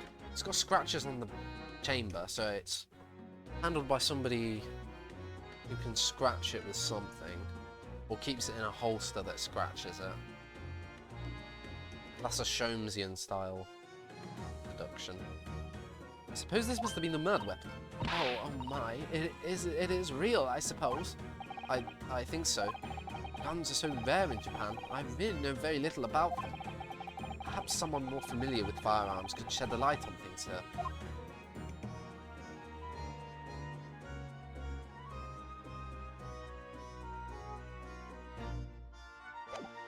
You know what? Before I talk to those two,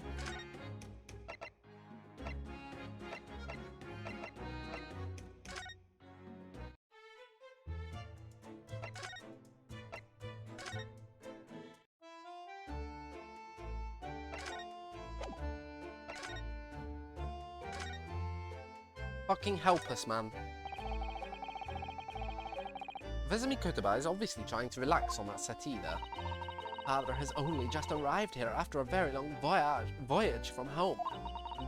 And tomorrow he will speak at an important symposium that will garner the attention of the entire world. He needs a little peace and quiet now. I was just about to think that. Pardon? It's one thing reading my thoughts, but at least let me have them first.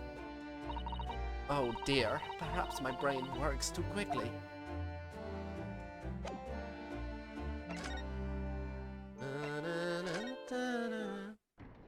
He's gone. Yes, he is.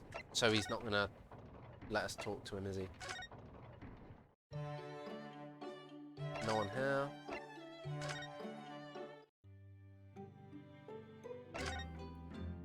New dialogue. I can't believe it, Inspector Gregson. It's awful, isn't it? We must carry on.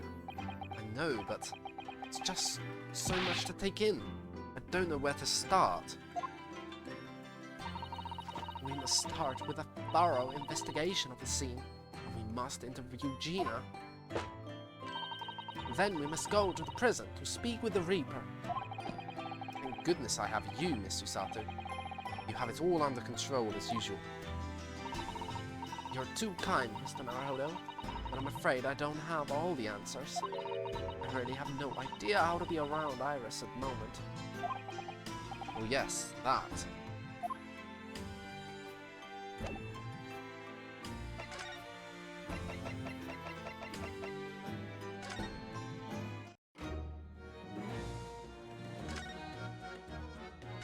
I'll do the one that looks like he could be Sholmes last. Excuse me. If you're looking down on us from the great beyond, Inspector, don't worry. We'll look after things at the yard. I've interrupted some deep thoughts there. Excuse me. Oh no, okay. I trolled myself just then. Sorry, sir. Can't say a thing, sir. Too many tears, sir. Right, perhaps I'd better leave you to your work then.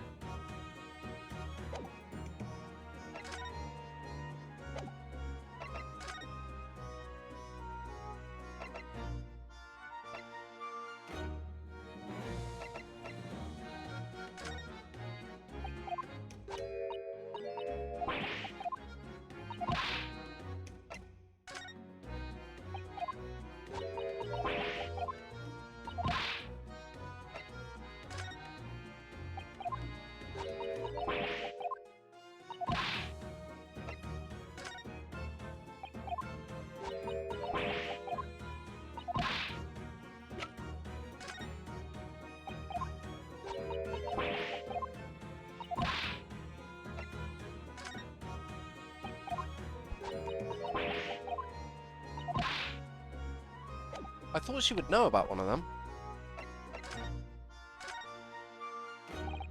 Gina, what was Inspector Gregson doing here in the first place? That's what I want to know. It's what, half a year since I got out of the clink? That's when I decided to give up me diving and become a detective instead. Oh yes, Mr. Sholmes twisted the inspector's arm to agree to take you on as an apprentice, didn't he? Something like that, I think. Anyway, the point is, I didn't really know much about the boss till then. But it turns out, he's a bit of a legend at the yard. Goodness, really? They say he managed to solve some really tricky case, just like that. He did? Yep, and ever since then, he started going out on all sorts of investigations, but always on his own. No one else at the yard even knows what half the cases he's working on are, apparently. Like the Reaper case. That's not how it's supposed to work, is it? So what was the legendary inspector doing in a dingy little room like this? Exactly that. I know he had a lot of respect for the Reaper and all, and look where that landed him. Respect for the Reaper? In what way? I heard him say as much. I take my hat off to that fella. Were his words? Not how the general public feels, is it? Most people are terrified of the Reaper. Yeah, the boss said that's exactly why he respected the bloke. I didn't realise Gregson held the Reaper in quite such high regard. He said something else to me and all, but I didn't need to worry about the Reaper, because he only goes after people what are bad. It did kind of set my mind at ease when he said that. Right. That's it. Gregson is fucking investigating the Reaper's case. What is this place then? Does anyone live here? Apparently it's been rented by some cove called Hewboone.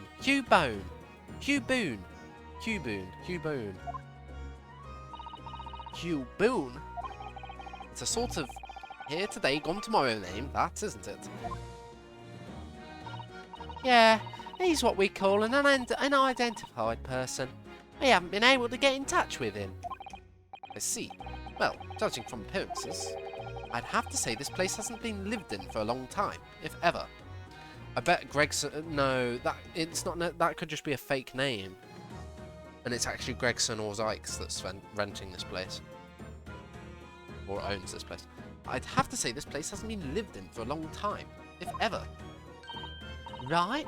All the lads from the yard piled down to get stuck into the investigation. There's so little here, no one knew what to do with themselves. I do wonder. Yes, Mr. Sato? Well, could it be that this Hewboone is in fact Inspector Gregson himself? Exactly my thoughts. What? How could that be? Well, if he was investigating on his own, it's quite possible that this was in fact some kind of secret office of his. Exactly my thoughts. I'd never even considered that, I had. Nice work, Suze. We are actually following a line of inquiry like that ourselves. You are? If you look around the room, you'll see. There's a few things that hint at it. We should really investigate this place in detail. Oh, fuck.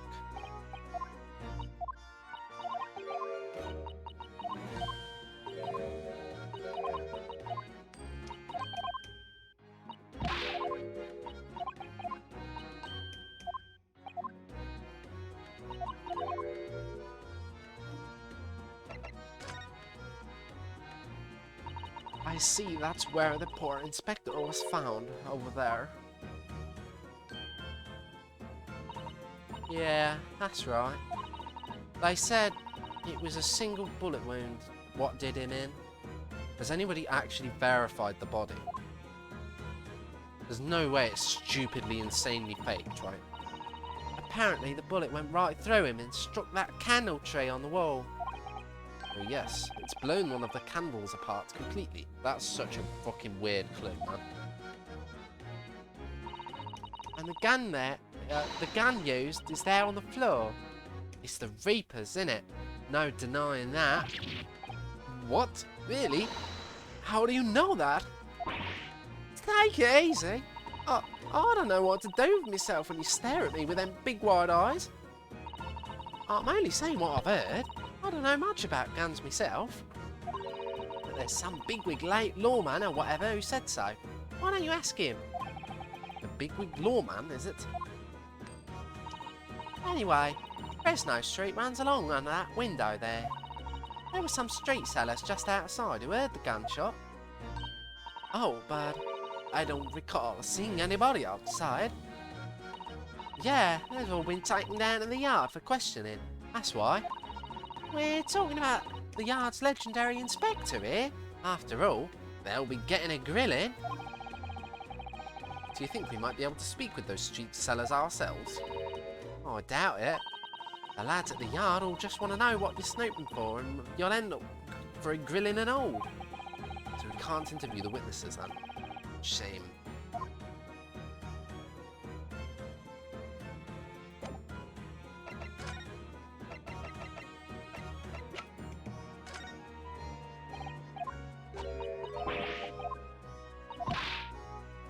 There's no way we've missed an examen, right?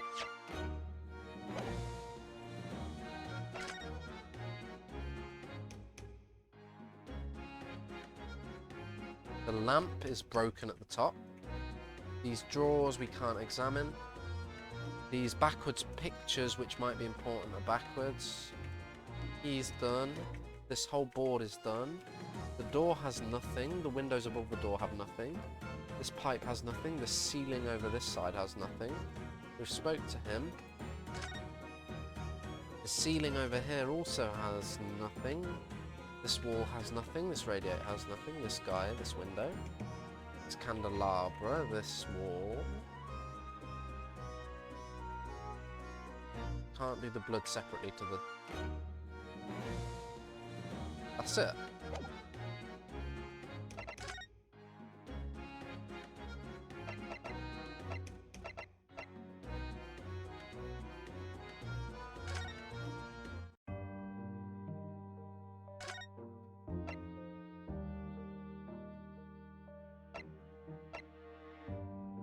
Okay, fair enough.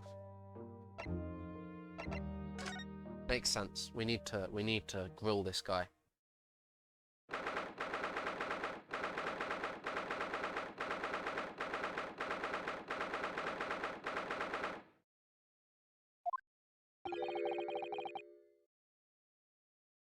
Ah, you've made good time. I took an express train back to... It's Kazuma. It's Kazuma, dude. Because Kazuma is the fucking prosecutor for this case. I took an express train back to London.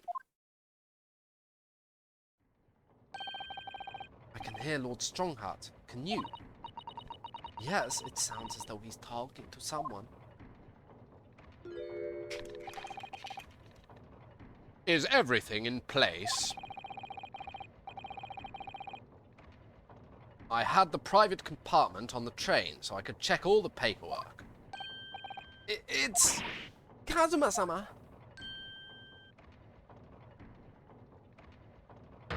Ah, your timing is impeccable. Ah, your timing is impeccable. It is. No doubt you've heard the sickening news about the Reaper's latest devilry. Yes. I'm sure you don't believe it, of course, though, Lord Strongheart. That Lord Van Zykes could have done such a thing to Inspector Gregson. I believe only in the facts. And the facts in this case point to one thing. The unavoidable accuser of Lord Van Zykes for this crime. We must bring charges against the Reaper for taking the life of our legendary detective. Oh no, surely not. It's a truly regrettable situation. Tomorrow the Forensic Science Symposium finally begins. At the very least, though, we can show the world our justice system's swift and equitable processes. So does that mean the trial is tomorrow? Precisely.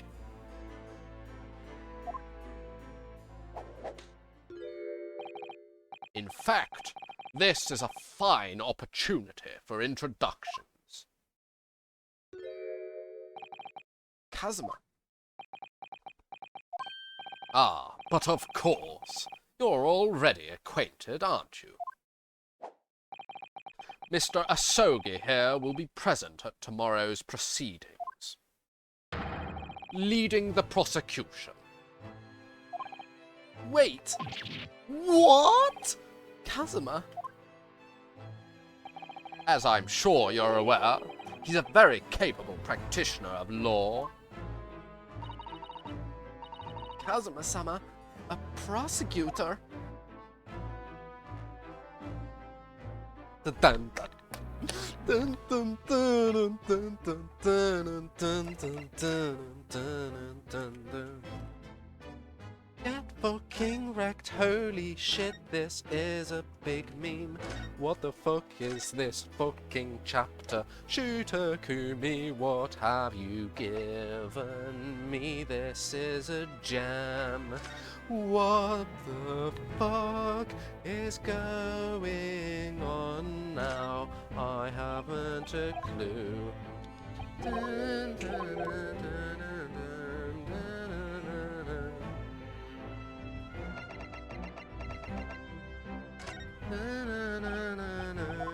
Why did I do that?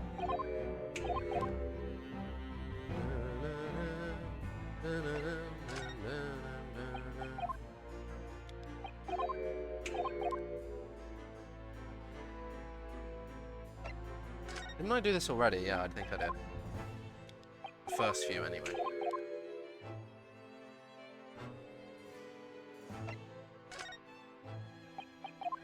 He doesn't know about this? Or doesn't want to say?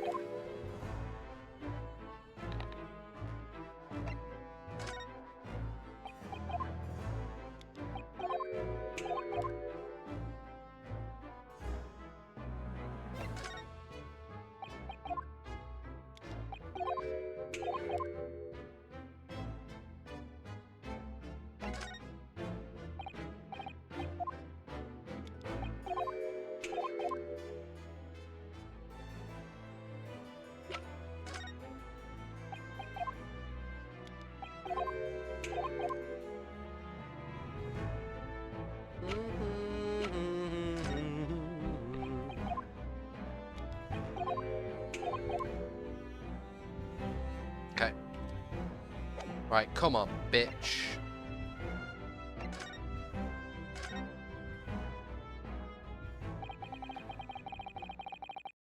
I'm sorry for all the worry I've caused you, but it'll be all right now. Has your memory completely returned? Yes, completely. I remember everything, including what I was coming here to do. Right. Kazuma-sama, I can't tell you how happy I am to see you alive and well like this. But how did you come to be here in London when you were suffering from amnesia? It was the voice. This past year, I've been hearing it in my head constantly, saying the same thing over and over. Go to London. That's where your destiny awaits. It was that voice that guided me here to London. I'm so sorry for what's happened. Anyway, my memory might have returned to me. But there's something that won't return to the way it was before. Huh? What do you mean? I'm a prosecutor now, so I'm sure our paths will cross again very soon. Objection! Objection! What was his objection, even? Objection! Objection! Something like that. Objection!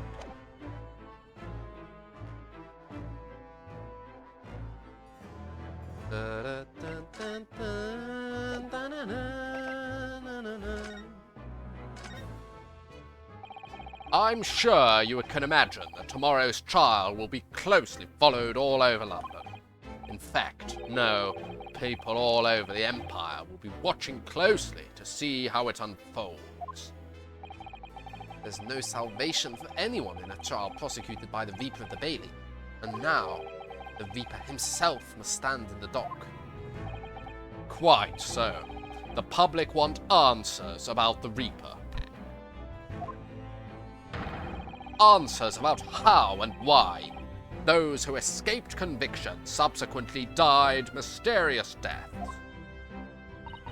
But Lord Van Zykes firmly denies any involvement in such matters. And there have been thorough investigations that have proven him to be innocent. That's certainly true, or it has been, at least, until now.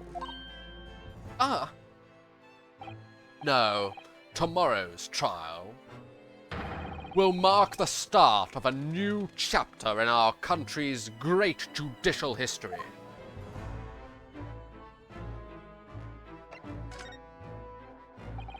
So, Kazuma will be prosecuting tomorrow. That's right. but he's a defense lawyer, Lord Strongheart. Accomplished young law practitioners cannot pick and choose their roles. And imagine what it will mean for the prosecution to know the strategies commonly employed by the defense. A devastating combination, wouldn't you agree? Absolutely. I've no doubt at all that Kazuma will be razor sharp as a prosecutor. But why Kazuma-sama? There are surely many other highly skilled prosecutors in Great Britain. It was a personal request. I asked to be assigned to the trial. You asked for this? But why? It'll all become clear tomorrow. I'm guessing you intend to stand for the defense, don't you? Although, the Reaper appears to be turning down all offers of representation. I'm surprised such a personal request would have been upheld. It seems unprecedented, quite exceptional, in fact, almost as if Lord Strongheart himself has a stake in this whole affair. You are quite right, Miss Mikotoba. Tomorrow's trial will be unprecedented and exceptional in every way. Ah, After all, the accused is one of Britain's greatest prosecutors, the pride of the Empire. It would be unwise to give the public a reason to perceive it as the judiciary closing ranks. The Empire!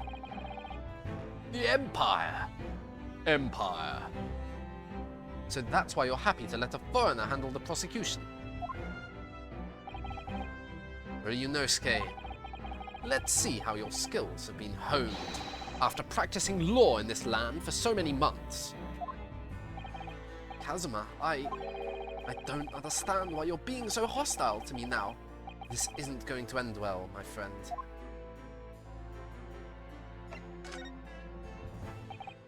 Oh yes, we noticed that there was a gun at the scene of Inspector Gregson's death.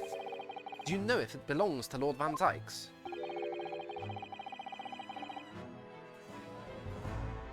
That would be a question for the lead detective investigating the scene. Well, the thing is, she wasn't sure, so she told me I should ask somebody higher up who might know. That's right, Mr. Naruhodo. Be direct. It's certainly a model that's issued to all personnel involved in law enforcement, yes. Which includes prosecutors, as I'm sure you can imagine. In that case, it could actually have belonged to the victim. No, Gregson had his gun on his person. What about Lord Van Zykes? He claims it's currently not in his possession. What? According to his story, he lost it. In short, it's more than a little suspicious. But just because the gun in question is the same type as the defendant's is no proof that it is actually his. No, of course not. Nevertheless, the situation is grave for the Lord Van Zykes.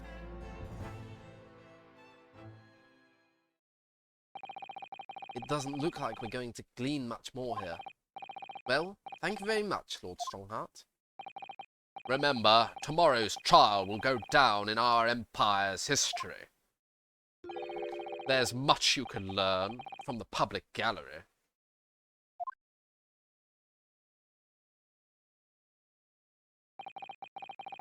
Sorry to have taken up so much of your time. We'll see ourselves out. Hold it! Hold it! Hold it! Hold it! Before you go, Ryunosuke, Oh, what is it, Kazuma? I just wanted to thank you. Kazuma-sama, what? You took my determination to heart and brought it with you over the ocean in my stead. And you carried out my role to perfection. You always were intent on studying British law in order to change our own justice system. It was your dream, and Mr. Naruhodo didn't want that to die with you.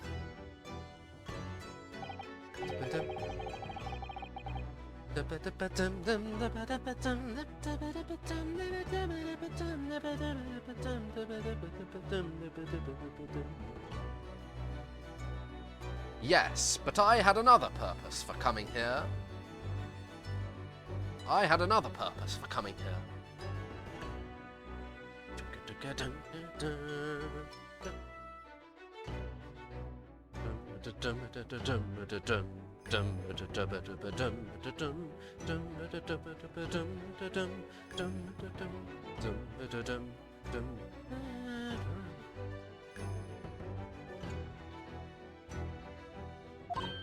Oh!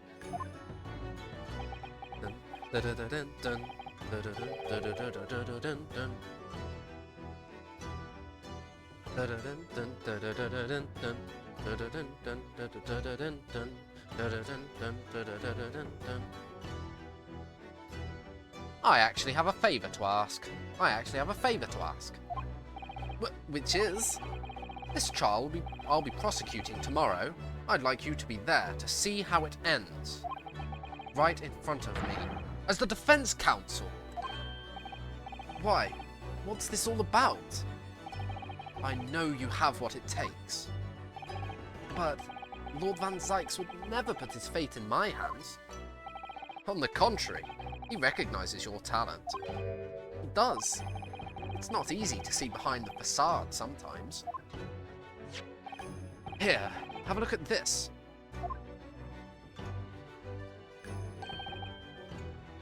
That must be Clint Van Zykes.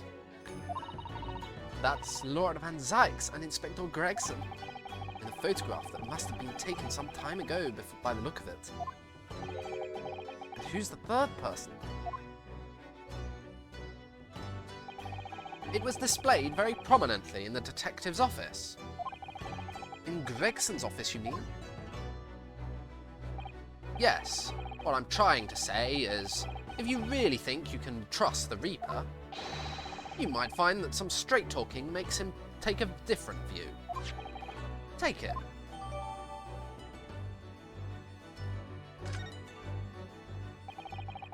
I don't understand. Why are you giving me this? Just hurry, Ryunosuke. Visiting hours at the prison are almost over. Visiting hours at the prison are almost over. What are you doing, Kazuma?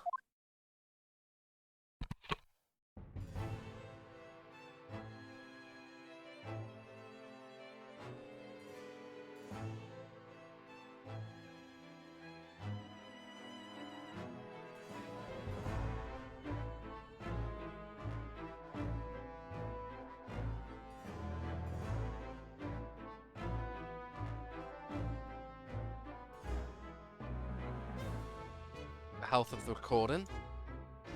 Recording 2 hours 39. Yep. What the fuck? What happened?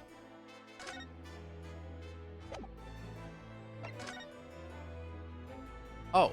Oh, okay. I was just finished talking with him.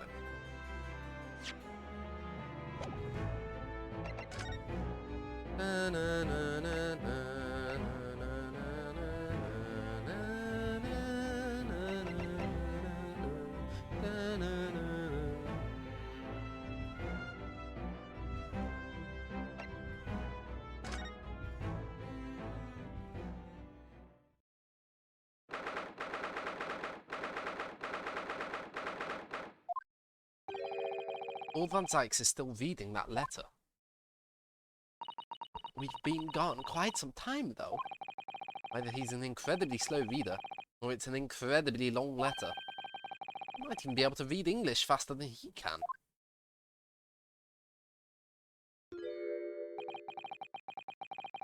I was intending to ignore you entirely. I can't turn a deaf ear to such an insulting Nipponese. Oh, sorry. I didn't think you'd hear that. I had the case notes brought to me in secret. I was reading them to pass the time.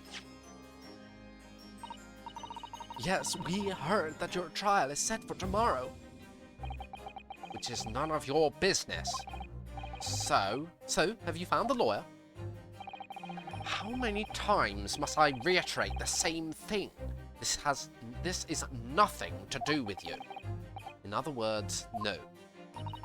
We were just talking to Lord Strongheart, and the prosecutor for your trial has been decided. I'd expect nothing less, though I have no idea who it is. It's going to be Kazuma Asogi. Asogi? That made the colour drain from his face. Well then. It seems I'm going to have to engage in conversation with you again after all.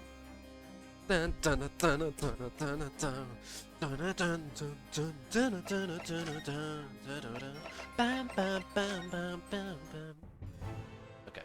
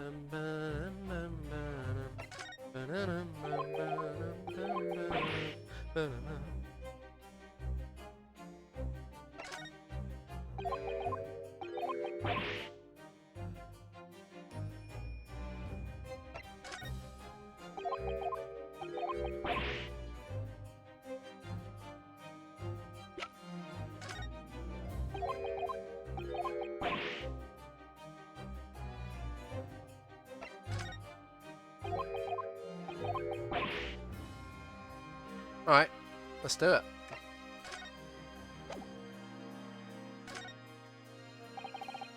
Lord Van Zykes, we came by this old photograph. Where did you get that?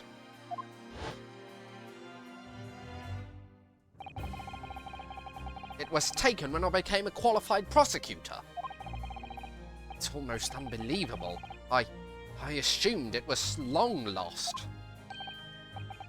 Is the man on the left there? Yes, that's my brother, Clint.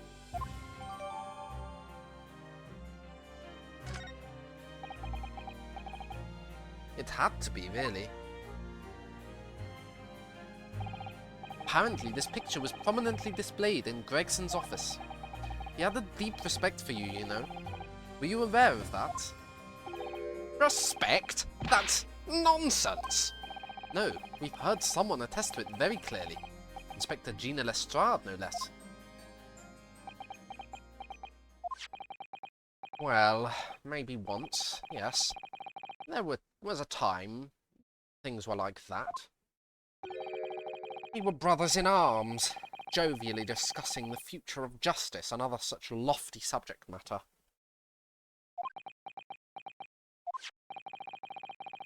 That was a nice glimpse of the past. I thank you. feel as though I got a nice glimpse of the past then too. There was a glimmer of light in his eyes, a brief twinkle, an insight into the true nature of this man known to all as the stone-cold Reaper of the Bailey.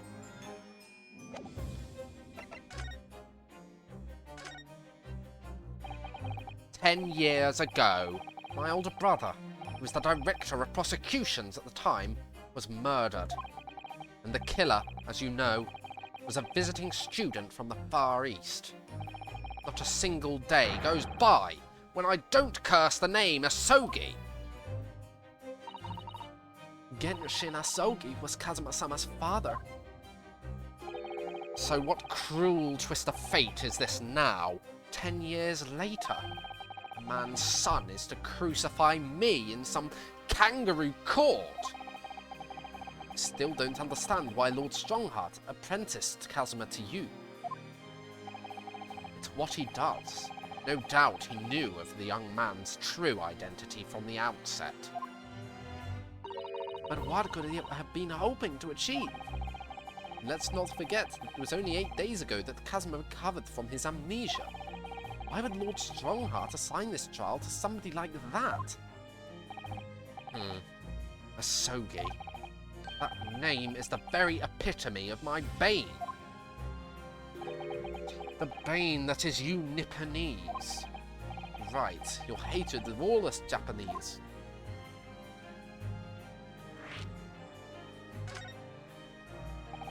I'd only just been appointed as a prosecutor when it happened 10 years ago. My brother Clint, the director of prosecutions, was hunting down a mass murderer, the so-called professor. Assigned to the investigation as his partner was a certain visiting student dispatched from Scotland Yard. And that was Genshin Asogi. Exactly. I developed a deep respect for the man. He seemed noble-minded and chivalrous in the extreme to me. But none of us saw the true nature of the man. So I lost everything when it happened. My esteemed brother, the people I believed in, and any semblance of right prevailing over wrong. Oh, how awful. To avenge my brother, I prosecuted in Asogi's trial. It wouldn't ordinarily have been allowed, but I beleaguered the ascribed prosecutor until he consented. What do you mean by the ascribed prosecutor? The man in charge of the professor case inquiry, Lord Mail Strongheart. Wait, what? Wait, what? Lord Strongheart? He was a highly accomplished prosecutor, but he agreed to relinquish the trial to me and act as my advisor instead. Since that time, he's the one person to whom I felt indebted. I'm sure he must have seen your zeal for the case and recognized your potential as a prosecutor. Anyway, time passed, but then earlier this year, who should arrive in London but you? And, of all things, as a lawyer! I felt your animosity the first time I ever faced you in the courtroom. Your obviously deep loathing of us Japanese. I kept telling myself it was illogical. But for so many years, that hatred has festered inside me. I could no longer control it. I can understand why, now I know the history. But in the same way that I've long felt the Nipponese to be the bane of my life, to Kazuma Asogi, I am the bane of his, the Reaper who sent his father to the gallows. He's looking for revenge, and he intends to take it in court tomorrow.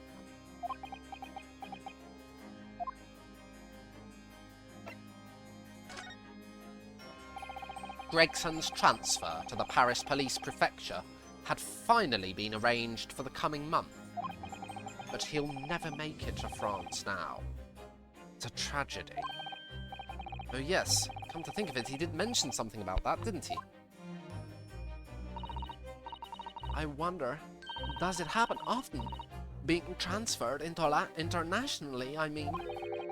It's the first time I've ever encountered it. Oh! The Paris police welcoming an English detective is almost inconceivable.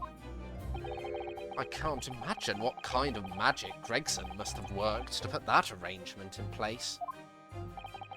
It sounds like that mystery has even the Viper perplexed. I'm afraid to say that we were very ignorant about Inspector Gregson's standing. We hear that he was considered something of a legend at Scotland Yard. Oh, his theme.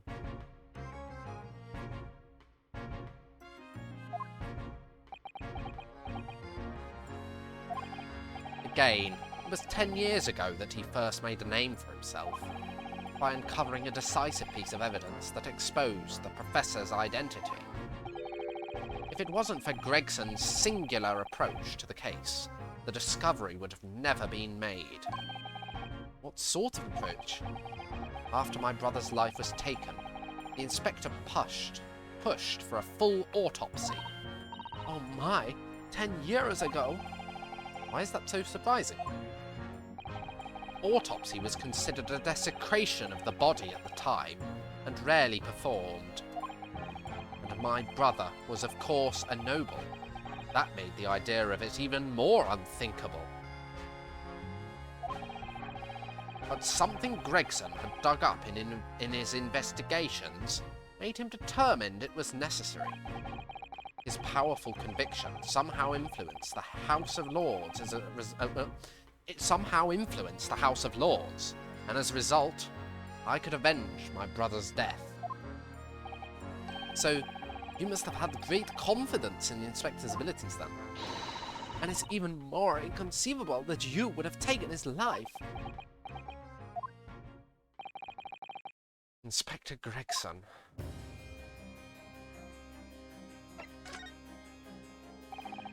About the gun used to shoot the inspector that was found at the scene. Ah, yes, that's not mine. Really? Because common opinion seems to be that it is. What do you expect me to say to that? Lord Strongheart informs us that you claim to have misplaced your firearm. As embarrassing as that is, I'm afraid it's true. When did you lose it then? That I don't know. That I don't know. Oh! I was issued with a revolver when I first became a prosecutor 10 years ago. I must have stowed it somewhere, I suppose. Or left it somewhere, perhaps. I don't recall it being in his office. You have something in common with Lord Van Zykes, after all, Mr. Naruhodo. A talent for misplacing things. No, this has nothing to do with me. Don't drag me into it. Don't make the mistake of associating me with this Nipponese. Oh dear, the rift is very wide, isn't it? So it's not decisive evidence, clearly. It doesn't look so good, that's for sure. Come on. Oh, fine. You can do it. Right. Mr. Naruhodo. Uh-oh, that's the first time he's ever used my actual name. I've lost all confidence in my country's justice system. I don't trust the police, the judiciary, or lawyers. There's still one thing I'm willing to believe in. What's that? That which you see in the eyes of another across the courtroom. A simple determination to know the truth. Lord Van Zykes. From the very first time we clashed in the Bailey almost a year ago now, I couldn't deny it, even though I dearly wished I could. Here is a loathsome Nipponese who has absolute integrity as a lawyer. There are only 2 other men I've known with that same look in their eyes, my brother, Clint, and Genshin Asogi. The man he idolized, and the man who betrayed his trust in the most hideous way. When you showed me that photograph just now, it reminded me. You mean this photograph? Back then, I was able to laugh. I was free of the shackles of mistrust that plague me now. I looked to the future with hope. Since then, I've protected myself against betrayal by refusing to trust anyone. But at times, the mire into which I've sunk makes it almost impossible to breathe.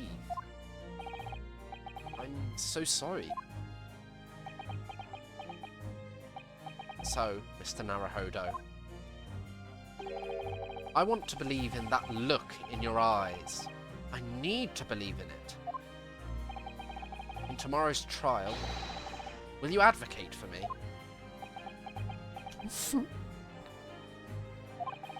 Of course I will. It would be an honor. I'm so pleased, Mr. Naruhodo. Then my life is in your hands. Bam bam bam bam bam bam bam bam bam bam bam. The Lord Van Zykes. That must have been an incredibly hard thing to ask. Which is why I simply cannot let the man down. Tomorrow, in the Old Bailey, against my old friend, Kazuma.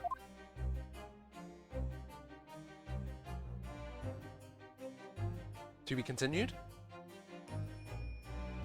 Holy shit. I almost want to just do the trial now, but I can't. I can't do that. That would be insane. I can't. I have to savor this.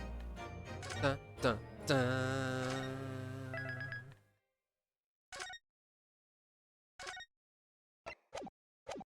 Alright, I'll... 2nd of November. The Old Bailey, Defendants' Antechamber.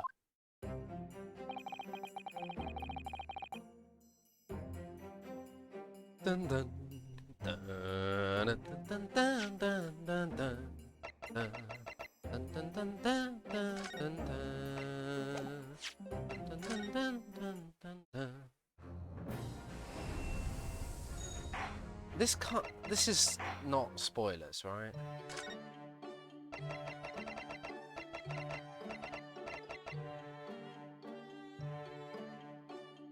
Okay, okay. Wow, dude.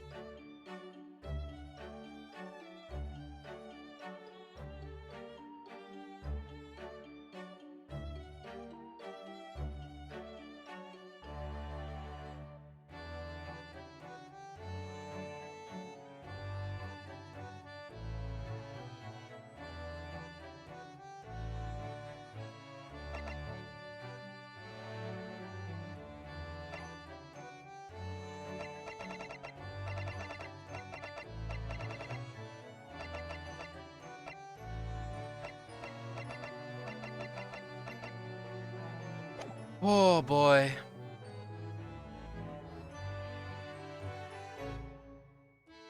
That's it.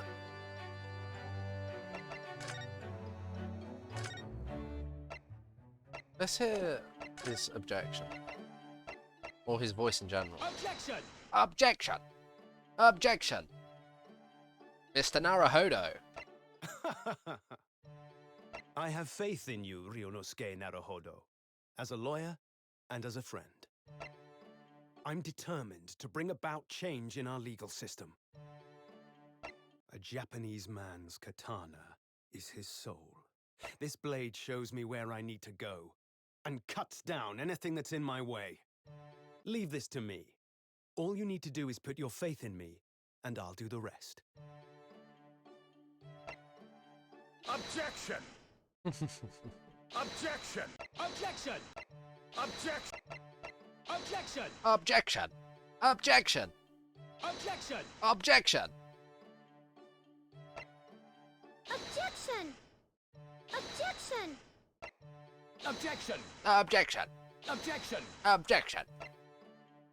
Hold it! Objection!